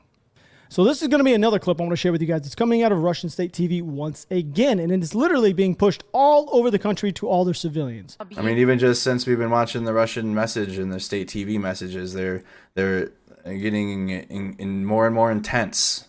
Their messaging is getting more and more intense as time is going on. They have to keep warming up the people that are receiving this message and keep pummeling them with false messaging and fear and lies to the point where, like, when it's like time, then all the people that have been receiving this tailored message for so long are going to be like, oh man, the prophecy or everything that you guys have been saying is true, because it was self-directed. Russia's making these things happen, or the message that they're giving, they're the one provocating it, but it's all propaganda, y'all. Let's continue on. Что нам ждать далее? Нам сначала придется провести спецоперацию по демилитаризации Североатлантического альянса. Это, как кажется, совсем будет непросто. Вот эти 40 представителей разных стран, это такой сегодня коллективный Гитлер. Вы абсолютно были правы, когда сказали, что де-факто, по сути, мы находимся в состоянии Третьей мировой войны. Россия принципиальным образом несет три вещи мировому порядку. Первое – это справедливость. Второе – это мир. И третье – это безопасность. А вот эти все коллеги пытаются развязать большую войну. Они ее уже фактически развязали. Или мы проигрываем на Украине, или начинается Третья мировая. Лично я считаю более реалистичным путь Третьей мировой. Ну, потому что, зная нас, зная нашего руководителя Путина Владимира Владимировича, вот самое невероятное, что в конце концов все это закончится ядерным ударом, мне представляется все же более вероятным, чем вот такое развитие событий. К ужасу моему, с одной стороны, с другой стороны, к пониманию, что, ну что, значит так. Знаешь, меня... Но мы-то в рай. Да. Меня... Они просто...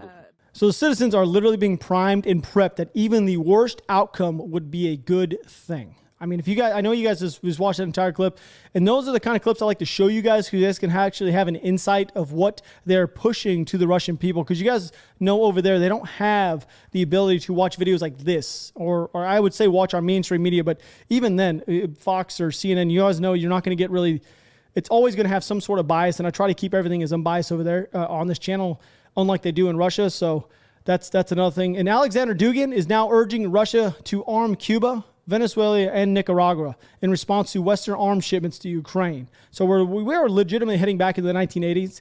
I don't honestly believe this is actually going to be able to happen, just due to the fact that they can't even, I mean, let's just think about it. Russia can't even facilitate the arms movement into Ukraine. Like, they can't even keep their own men actually alive in Ukraine. So what makes you think they're going to be able to move weapons into Cuba, Nicaragua, or Venezuela? Like, let's just be real. Let's just be honest. It's 2022. Technology is absolutely insane. We're going to know where these things are actually being moved around. I don't see that being a thing. So I think this is another one of those things where Russia's just actually bolstering their chest and trying to seem bigger than what they really are. But another big explosion actually happened inside of Russia in the town just outside of Belgorod. So apparently a Russian ammunition depot is actually on fire, which this would be the 13th attack on infrastructure within Russia in the past 3 days. 3 days. 13th. And Transnistria's Ministry of Internal Affairs has said this morning at 8:45 a.m. shots were actually fired from Ukraine. And we went into the history of Transnistria. That's the breakaway region of Moldova, because there was some attacks in there. That's this part. Again, the red is, I mean, the Russian proxied, if you will, Russian controlled, like a breakaway city-state region of Moldova that Russia controls. And if you guys missed that, go into the stream from yesterday. It'd be day 62's update, and we went into the history of Transnistria.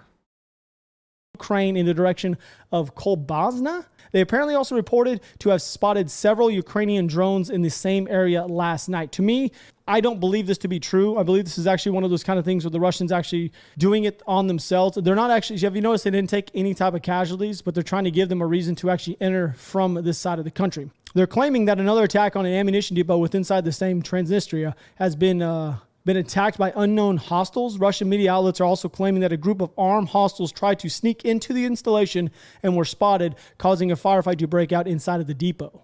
So there you go. There's your little news piece for this portion of this episode. We're going to move to the eastern side of the country, which here I have my handy dandy map for you guys. There's been heavy fighting. So I'm going to go to the more close-up map so we can actually see some stuff together. All right, so in the town of Lyman, you guys see Lyman right there. There's been reportedly heavy fighting right now and heavy shelling on the city itself for the last 24 hours. A Ukrainian SOF unit has actually blown the bridge leading into the town itself. So the Russian forces aren't going to be able to move heavy equipment into Lyman without bringing in one of their floating bridges, which they've done multiple times. But I will say there actually has been another assault started on the town of Yampol, which is just going to be a little bit southeast of Lyman, as you guys see here on the map. It is one of the areas that is heavily fortified. More will follow tomorrow on the success or failure of the Russian forces inside of this area. The Russians have actually made multiple advances, by the way, on the west side of Izium and have reached the outskirts, which I'll show you guys. I have it actually annotated for you guys right here. So the outskirts of Velkia, I'm going to jack this name up, but here we go. Velkia Kamyshevuka, and are actively trying to attack the city. So the assaulting element is trying to push. It's Transnistria. All right. You guys can see, myself, Rob, struggle with some of these names, y'all. Some of these city names. West as of right now on the main route P79. They've also started to advance on the south side of Izium, going towards the city of Boraknikov, and they've actually made pretty steady progress, as you guys can see. I have added a few separate areas. Here is one of the areas that they've actually made pretty good progress over the last 48 hours, and they are currently advancing south towards Barvinkov. All right, so we're going to go ahead and back out. There hasn't been a lot going on this eastern border, just a lot of heavy shelling, not a lot of back and forth when it comes to ground being taken or assaults by either party actually advancing anywhere.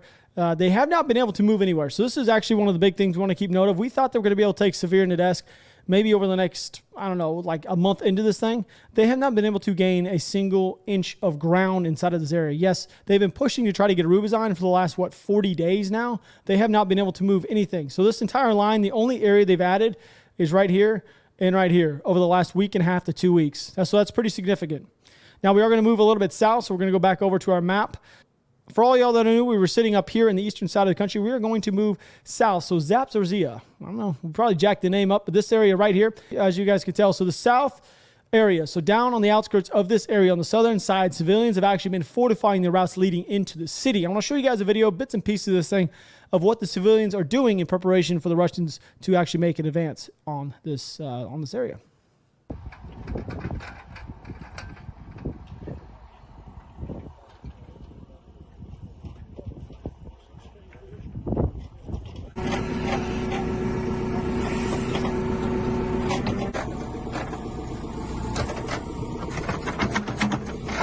Працює техніка, щоб особовому складу було, скажімо так, вже проще та краще та легше прийти на обладнані позиції.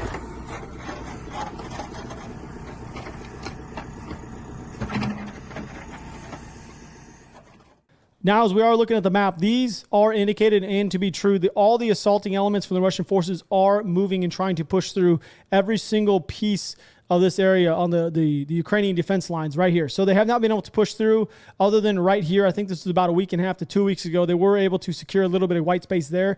But other than that, the Russians have not been able to maneuver at all. And just take note, they did move all the elements that were actually down inside, not all of them. There is still a residual force down inside of Mariupol, but they have not been able to advance and or take anything. But those elements, I think it was roughly about 12 BTGs of men, have moved north to try to help facilitate the assaulting element push through, which they have not been able to.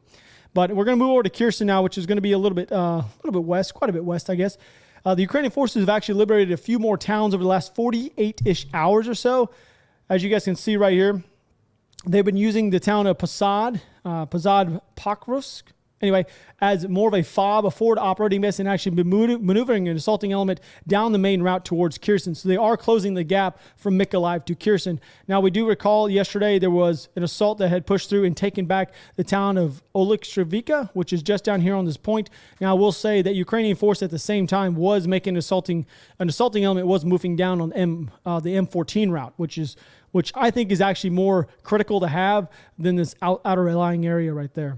All right, so last but not least, we're going to go over to Odessa. So Odessa, this is Transnistria for all you guys and gals who are sitting here that don't know what it is. This is Transnistria. Now, I'm going to tell you guys, the bridge that connects the Ukrainian-Romanian border with Odessa has now been completely taken out by Russian missiles.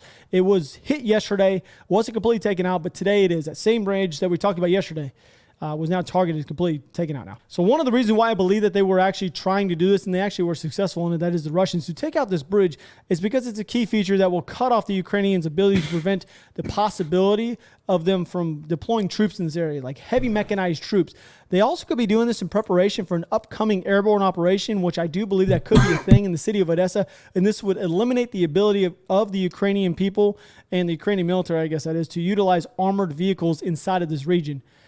This video that I'm about to show you is also coming out of Odessa, and I'm going to tell you guys right now, it's going to show you guys Russian warships that are now visible on the horizon just outside of Odessa.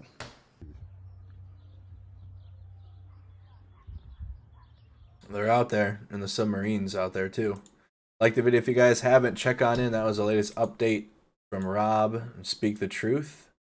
Let's see if there's anything new that have came out since we've been watching some clips.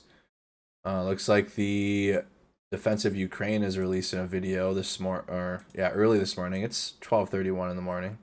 Victory loves preparation. Mountain stormtroopers do not waste time and improve their professional skills at any opportunity.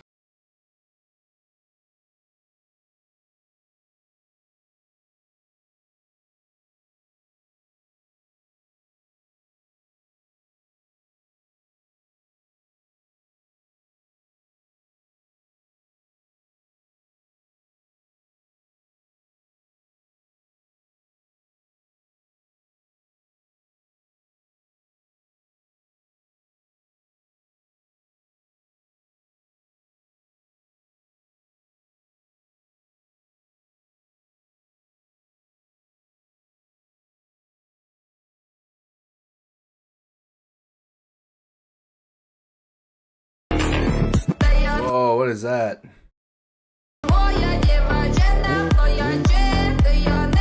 Whoa. Is that like their version? What is that thing? Is that a recoilless? Is that an anti-tank rifle? Is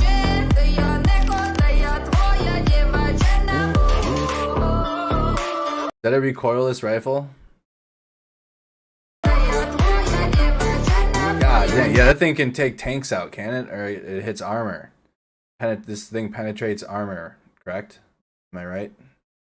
Help.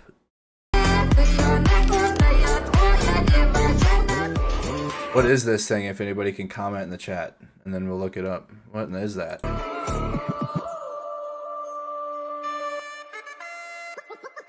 Maybe Rob Leo posts like what that thing is. It's not a... That's not a Barrett 50 cal. Is it?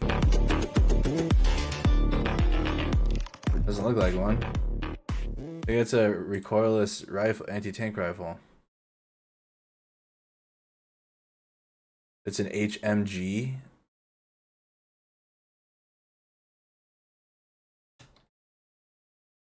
I don't know if that's real. It's a big fucking gun. Yeah, it is. It's a BFG. Swear to God. Anybody in the chat know what that is, though? I can look up what that thing is. Actually, this was featured heavily in this video. It's a.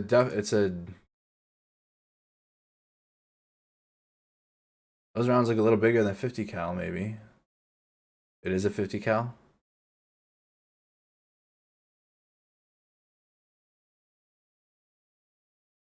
It's just been a while since I've had 50 cal rounds in my hands. But this weapon's featured in this thing. Anybody know what this is?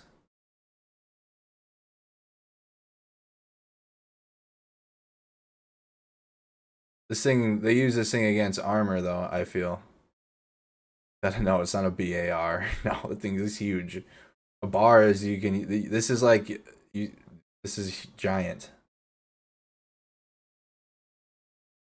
Looks more like a Lady 20. Let's see if that's a Lady 20 anti-tank rifle. LAHTI. I wouldn't have no idea even like what that thing would be called. A Finnish 20mm anti-tank rifle. Oh, it's close. That's what so this is what you're thinking of. That's the Finnish one, the Lady. It's a DSHK. We can try that.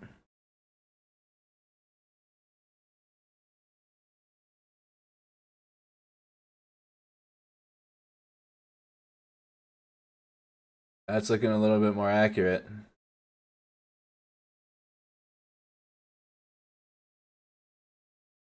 That's looking a little bit more accurate.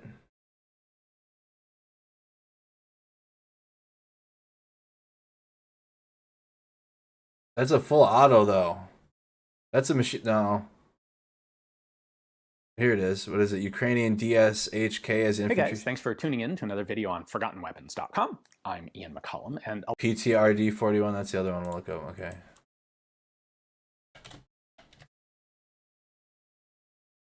Oh, here you go. PTRD. I want to say, I think this is an automatic. The DSHK is like a full auto. Oops. Oh, I don't know. That's just an old version. It is definitely, the rifle looks like a recoilless rifle like that. PTRD 41's old though, y'all. Like an NSV. Hi guys, thanks for tuning in to another video on Forgotten. I don't know, look at it. So there's the PTRD. That looks a lot older. This one looks a little bit more modern. Here's a good look at it. The DSHK, I think the DSHK is automatic though. Let's look at the video. A lot of you have expressed an interest in the weapons that are currently being used in Ukraine. We took a look last week at some PKTs being adapted for infantry use, and I've got another interesting one like that for you today. This is specifically the DSHK, the Dishka or Dushka repurposed as a bipod-mounted, shoulder-fired infantry support weapon, which is pretty cool. That is what? No, is that? Good look at it. Is that the same thing? Yeah.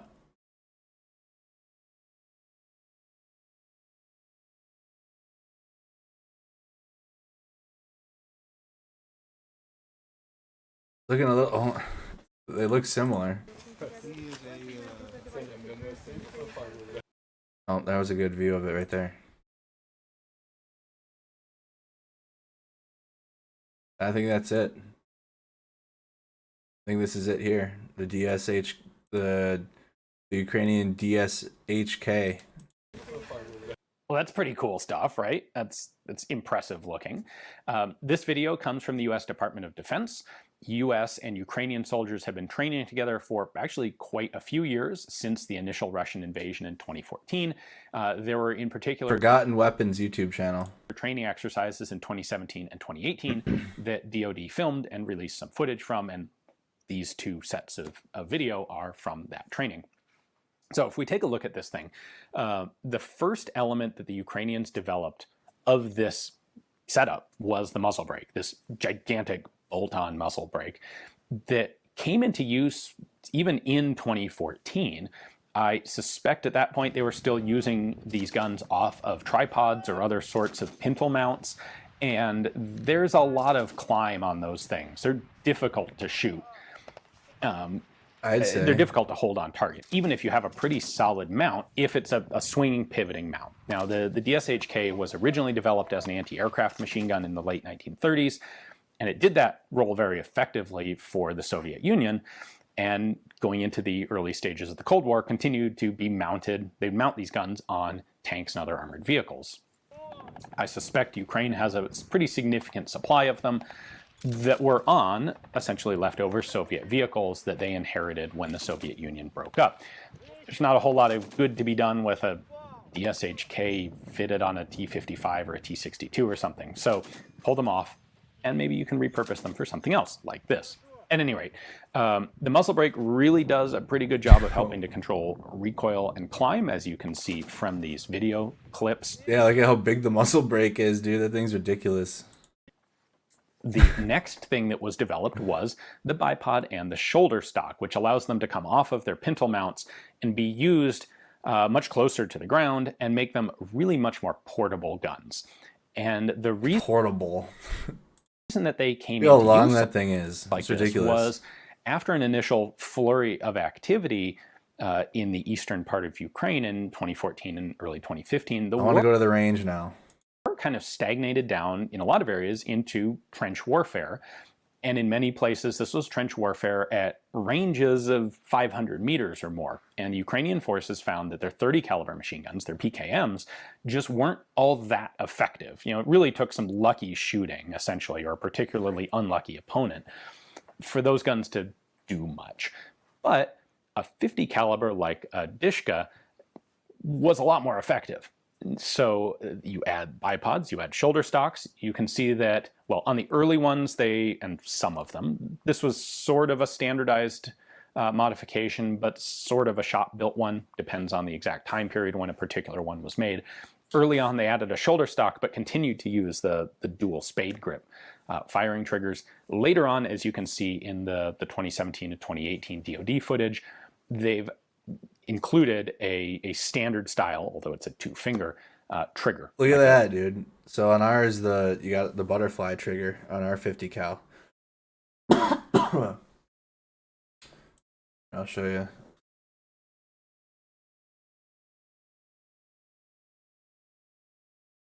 Where's the? I typed it into Google. I need to type that into YouTube. A pistol grip and a normal trigger to the things, which definitely does make them easier to shoot effectively. But in either configuration, you can put that thing down in a firing loophole in a trench much more easily than you could a Dishka on some sort of tripod pintle mount. And then, especially if you put a scope on it, or if you have an observer with optics. Look at that. Just squeeze. that can be that was a quite effective weapon out to 500 meters or more. Why did we never get to train? And you get to lay down? And things like vehicles and hardened emplacements, strong points. And that's what they got used for in eastern Ukraine in 2015. And reminds me, here's an example of our range.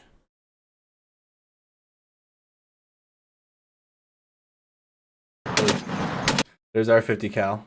Here's a video for you guys really quick. It's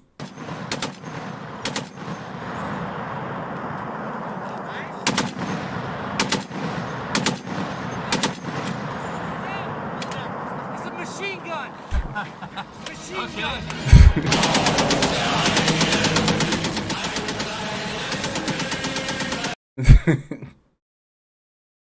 That's a classic. I'm sure that they are still being used over there now because they had them in 2018. Why would they have gotten rid of them? It's interesting that this is actually, looks like a pretty reasonably effective weapon. Heavy, to be sure, not something that's going to be super dynamic, but if you're in a trench style... Three round bursts, baby. Exactly 3 rounds, this dude. Exactly 3 rounds. If you're in a trench style of emplacement, this is definitely something that can be put to good use. There are some historical precedents to this, of course. The US actually experimented with a version of the M2 Browning heavy machine gun that was pretty similar. Why did they get rid of laying down? I'm not kidding though, as much as that was like a funny video. But yeah, that's how you gotta fire that 50 cal. Here. So you gotta sit like this. You gotta like lay back with the thing. This is how you have to fire this. It's a butterfly trigger. Why did they get rid of laying down? Layout. I've got a couple pictures I'll show you here. This was tested by the US Cavalry. I never got to use that. Was that thing lit? Going into production. Oh, was the Browning? I think there's videos of people using the Browning M2. I think that thing tears. You get the idea. It's basically a very heavy caliber anti-material rifle. Now, the US experimentation focused on semi-auto versions of this, where the Ukrainians are using it as essentially a support machine gun in full auto, but fired in relatively short bursts. So, at some point, I expect one of these will show up in a Twitter video from the current fighting in Ukraine. I can't imagine that they're not still in use over there. They had them in 2018. Why would they have gotten rid of them? And they are an interestingly effective, potentially effective weapon. So hopefully you guys enjoyed the video. A big thanks to the vet who gave me the pictures of one being used in 2015. Thanks for... Wow. So thank you for that update then. Forgotten Weapons Ukrainian. So that's what it is. Defense of Ukraine. So we're watching that because this video was just posted before we started watching that. Defense of Ukraine put this video out.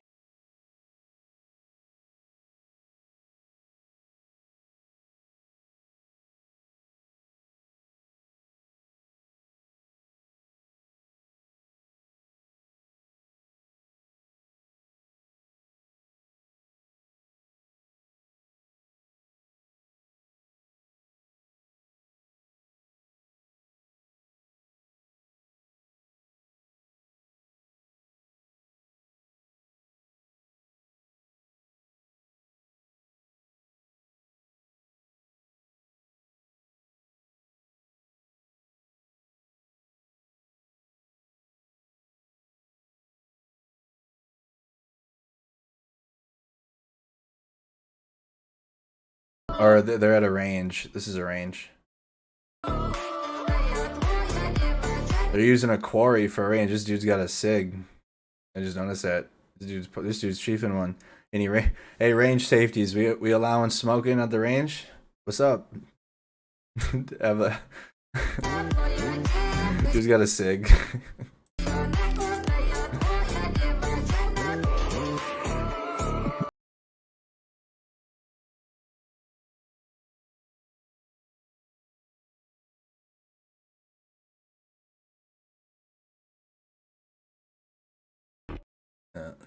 All right, continue on. What is this here? At this moment, 11 years ago, thousands of people watched a violent tornado come into the south side of Tuscaloosa, Alabama. Anybody from Alabama remember this? 11 years ago. Y'all had a violent tornado come through, apparently. All right. Shattered glass in Kherson after last night's explosion. So we got some photos coming out of the aftermath of the TV station strike in Kherson.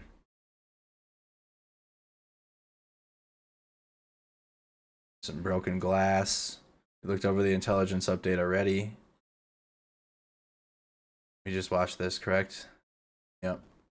The video in the quarry. They got the here's the dolphin, secret dolphin training. Evidence: Russian Navy trained dolphins deployed to entrance in the Sevastopol harbor during the Ukraine war. Apparently, you heard it here from this guy. Defense analysis, submarines, open source intelligence from H.I. Sutton. War dolphins. First found in low resolution Sentinel-2. We are truly in the future. Trained Russian Navy dolphins are protecting Black Sea naval base. You gotta be shitting me. Trained Russian Navy dolphins are protecting Black Sea naval base. Satellite photo show. Oh my god, dude. Dolphin? Is there a dolphin emoji? Dolphin emojis. Russia has deployed training. Oh my god. Russia has deployed trained dolphins during the invasion of Ukraine to protect a Black Sea naval base. The Russian Navy has placed 2 dolphin pens at the entrance of the Sevastopol harbor, sheltered just inside a seawall. The pens were moved there in February around the time of the invasion of Ukraine. Yo, this like needs to be the stream topic for tomorrow. We got like 12 minutes left. Likely going to be a thumbnail about the Russian military using dolphins, and we're gonna like have like a night vision goggles on the dolphin or something in the thumbnail. It's gonna be inside the port. Many high-value Russian Navy ships are arranged out of range of Ukrainian missiles, but vulnerable to undersea sabotage. During the Cold War, the Soviet Navy developed... Okay, we need a video. Let's just do this. War dolphins. Oh my god. Stop, dude. Spark one up, y'all. This is real life. What do we got here from Fact File? How the U.S. Navy and Russia trained dolphins for war. Oh my god. Dude, did Flipper got deployed, dude? Flipper's a combat vet? Flipper the combat veteran? Confirmed?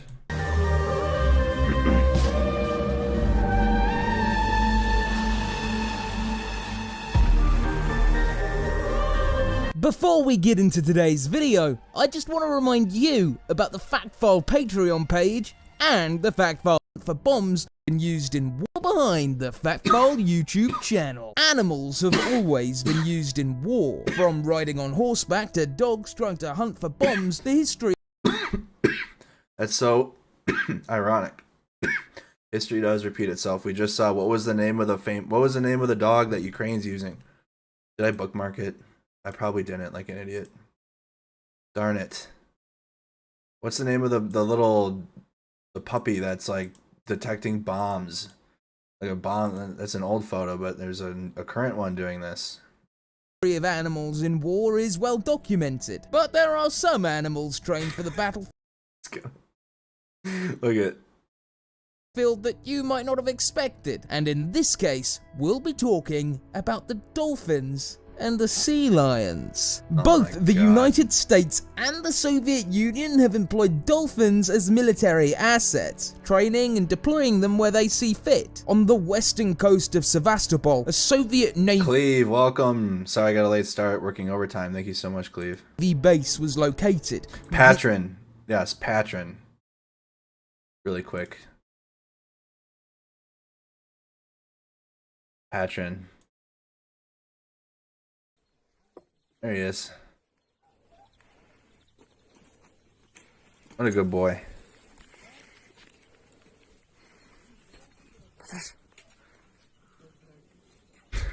He's like, yeah, I found these.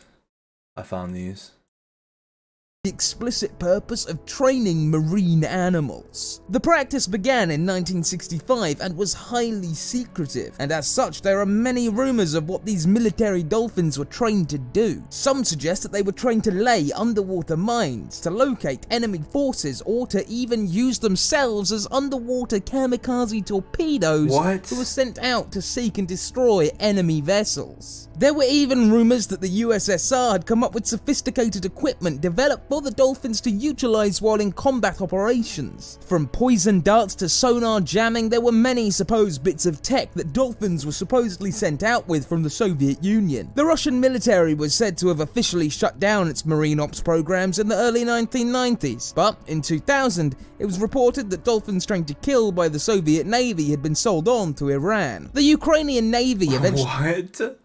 They trained dolphins to kill, and then they... What? Re-established their training base in 2012, before it was eventually once more adopted under Russian control when the country annexed Ukraine's Crimea in 2014. 4 years later, and not much has come of the newly resumed Russian military dolphin training. Most of the original dolphins held by the... When was this video made? Oh, 2018. Oh, yeah, we need an update. We need an updated one now. Because, like... that's old news now. They're being used. Have now unfortunately died, though that may not have directly been the Russian handler's fault. According to Boris Babin, the Ukrainian representative in Crimea, the dolphins had died patriotically. They refused to follow orders, refused to eat food, and their hunger strike against their Russian captives led to their eventual deaths. Others have denied these claims, and on certain Russian radio stations, the Ukrainian handlers were blamed for poor treatment of the dolphins. There has... Oh.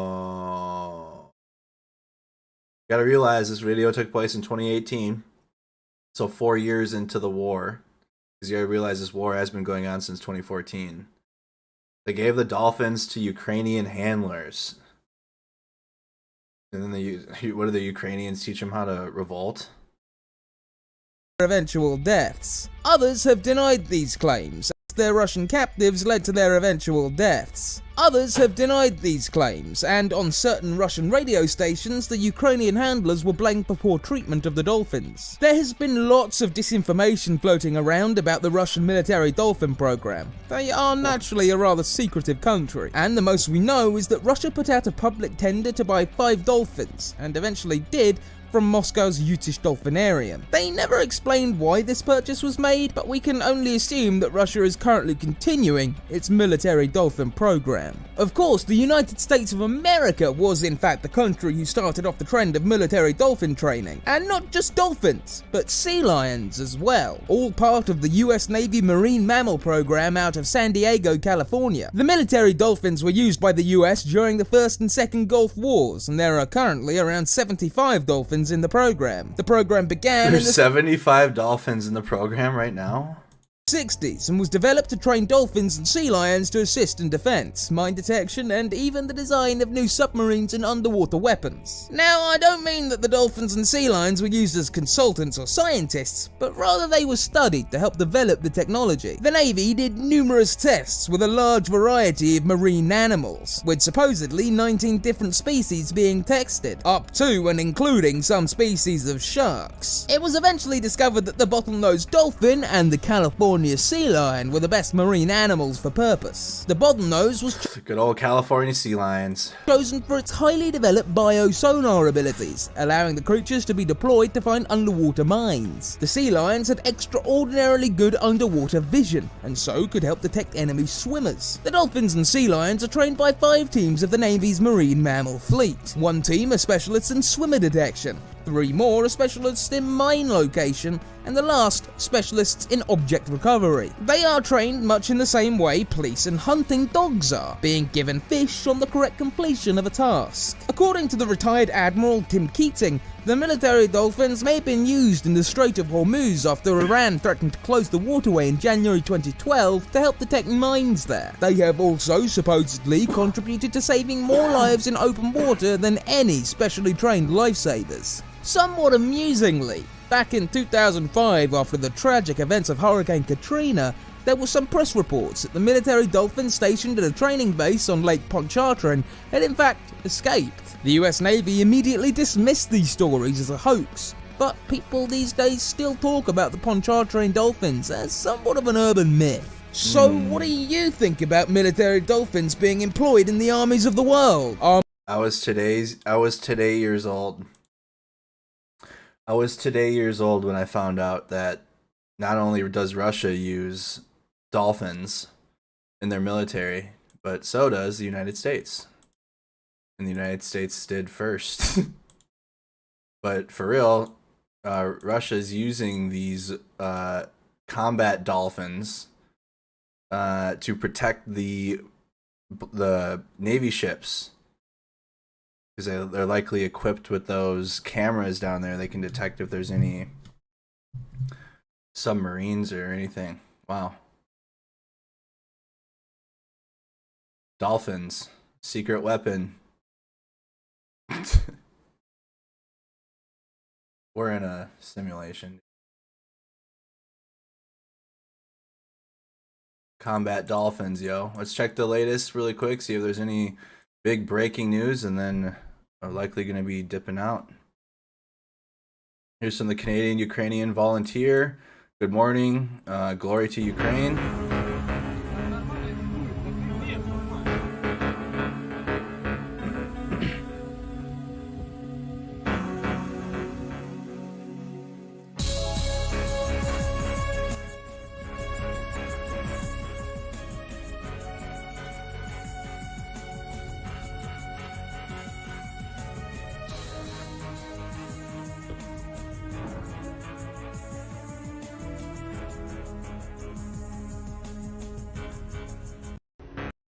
Got the Metal Gear Solid 2 music going on. All right, y'all. Thank you so much for tuning in. It's been another wonderful night, you guys. Thank you so much for choosing Mercado Media. You guys have been great. It was a couple trolls in the chat at the start of the stream that was a little rough, but you guys fought through it. So, and thank you for choosing independent media as your source for the war in Ukraine and updates. I do cover news nationally, and a thing to update you guys on though. If you're interested in news in Minneapolis, Minnesota, Judge Cahill said no to live streaming the trial of the other 3 officers involved in George Floyd's murder. That trial begins in the beginning of June, but there is going to be no live stream or video of the trial. We covered the Derek Chauvin trial, but we're not going to be able to do that for this one. So that's the latest update for that. I'm sure there will be events to go to, and I'll get back out into Minneapolis and do like a 2-year update of what Lake Street looks like now. 2 years later, that's coming up. May. It's coming up next month, 2 years later. And then I'll show you guys what the 38th Street in Chicago, George Floyd Square looks like now, 2 years later. There is still a couple barricades down there, but there's traffic drives through it now. There's a roundabout. So I'll show you guys what it all looks like. That's going to be coming up in May. So I do my own independent news coverage myself, and I don't just sit here on the computer and report news from this room. So I do try to get out there as much as I can, and I'll be doing that as the summer approaches. And then also we have midterm elections here in the United States that are coming up. And that's going to be a suck season, but we're going to get through it. And I'll be out there. I'll try to get to all the conventions and talk to people and do interviews and all that type stuff. All right, you guys, again, have a good night. See you tomorrow. We'll be live again between 9:30 and 9:45 p.m. Central Time.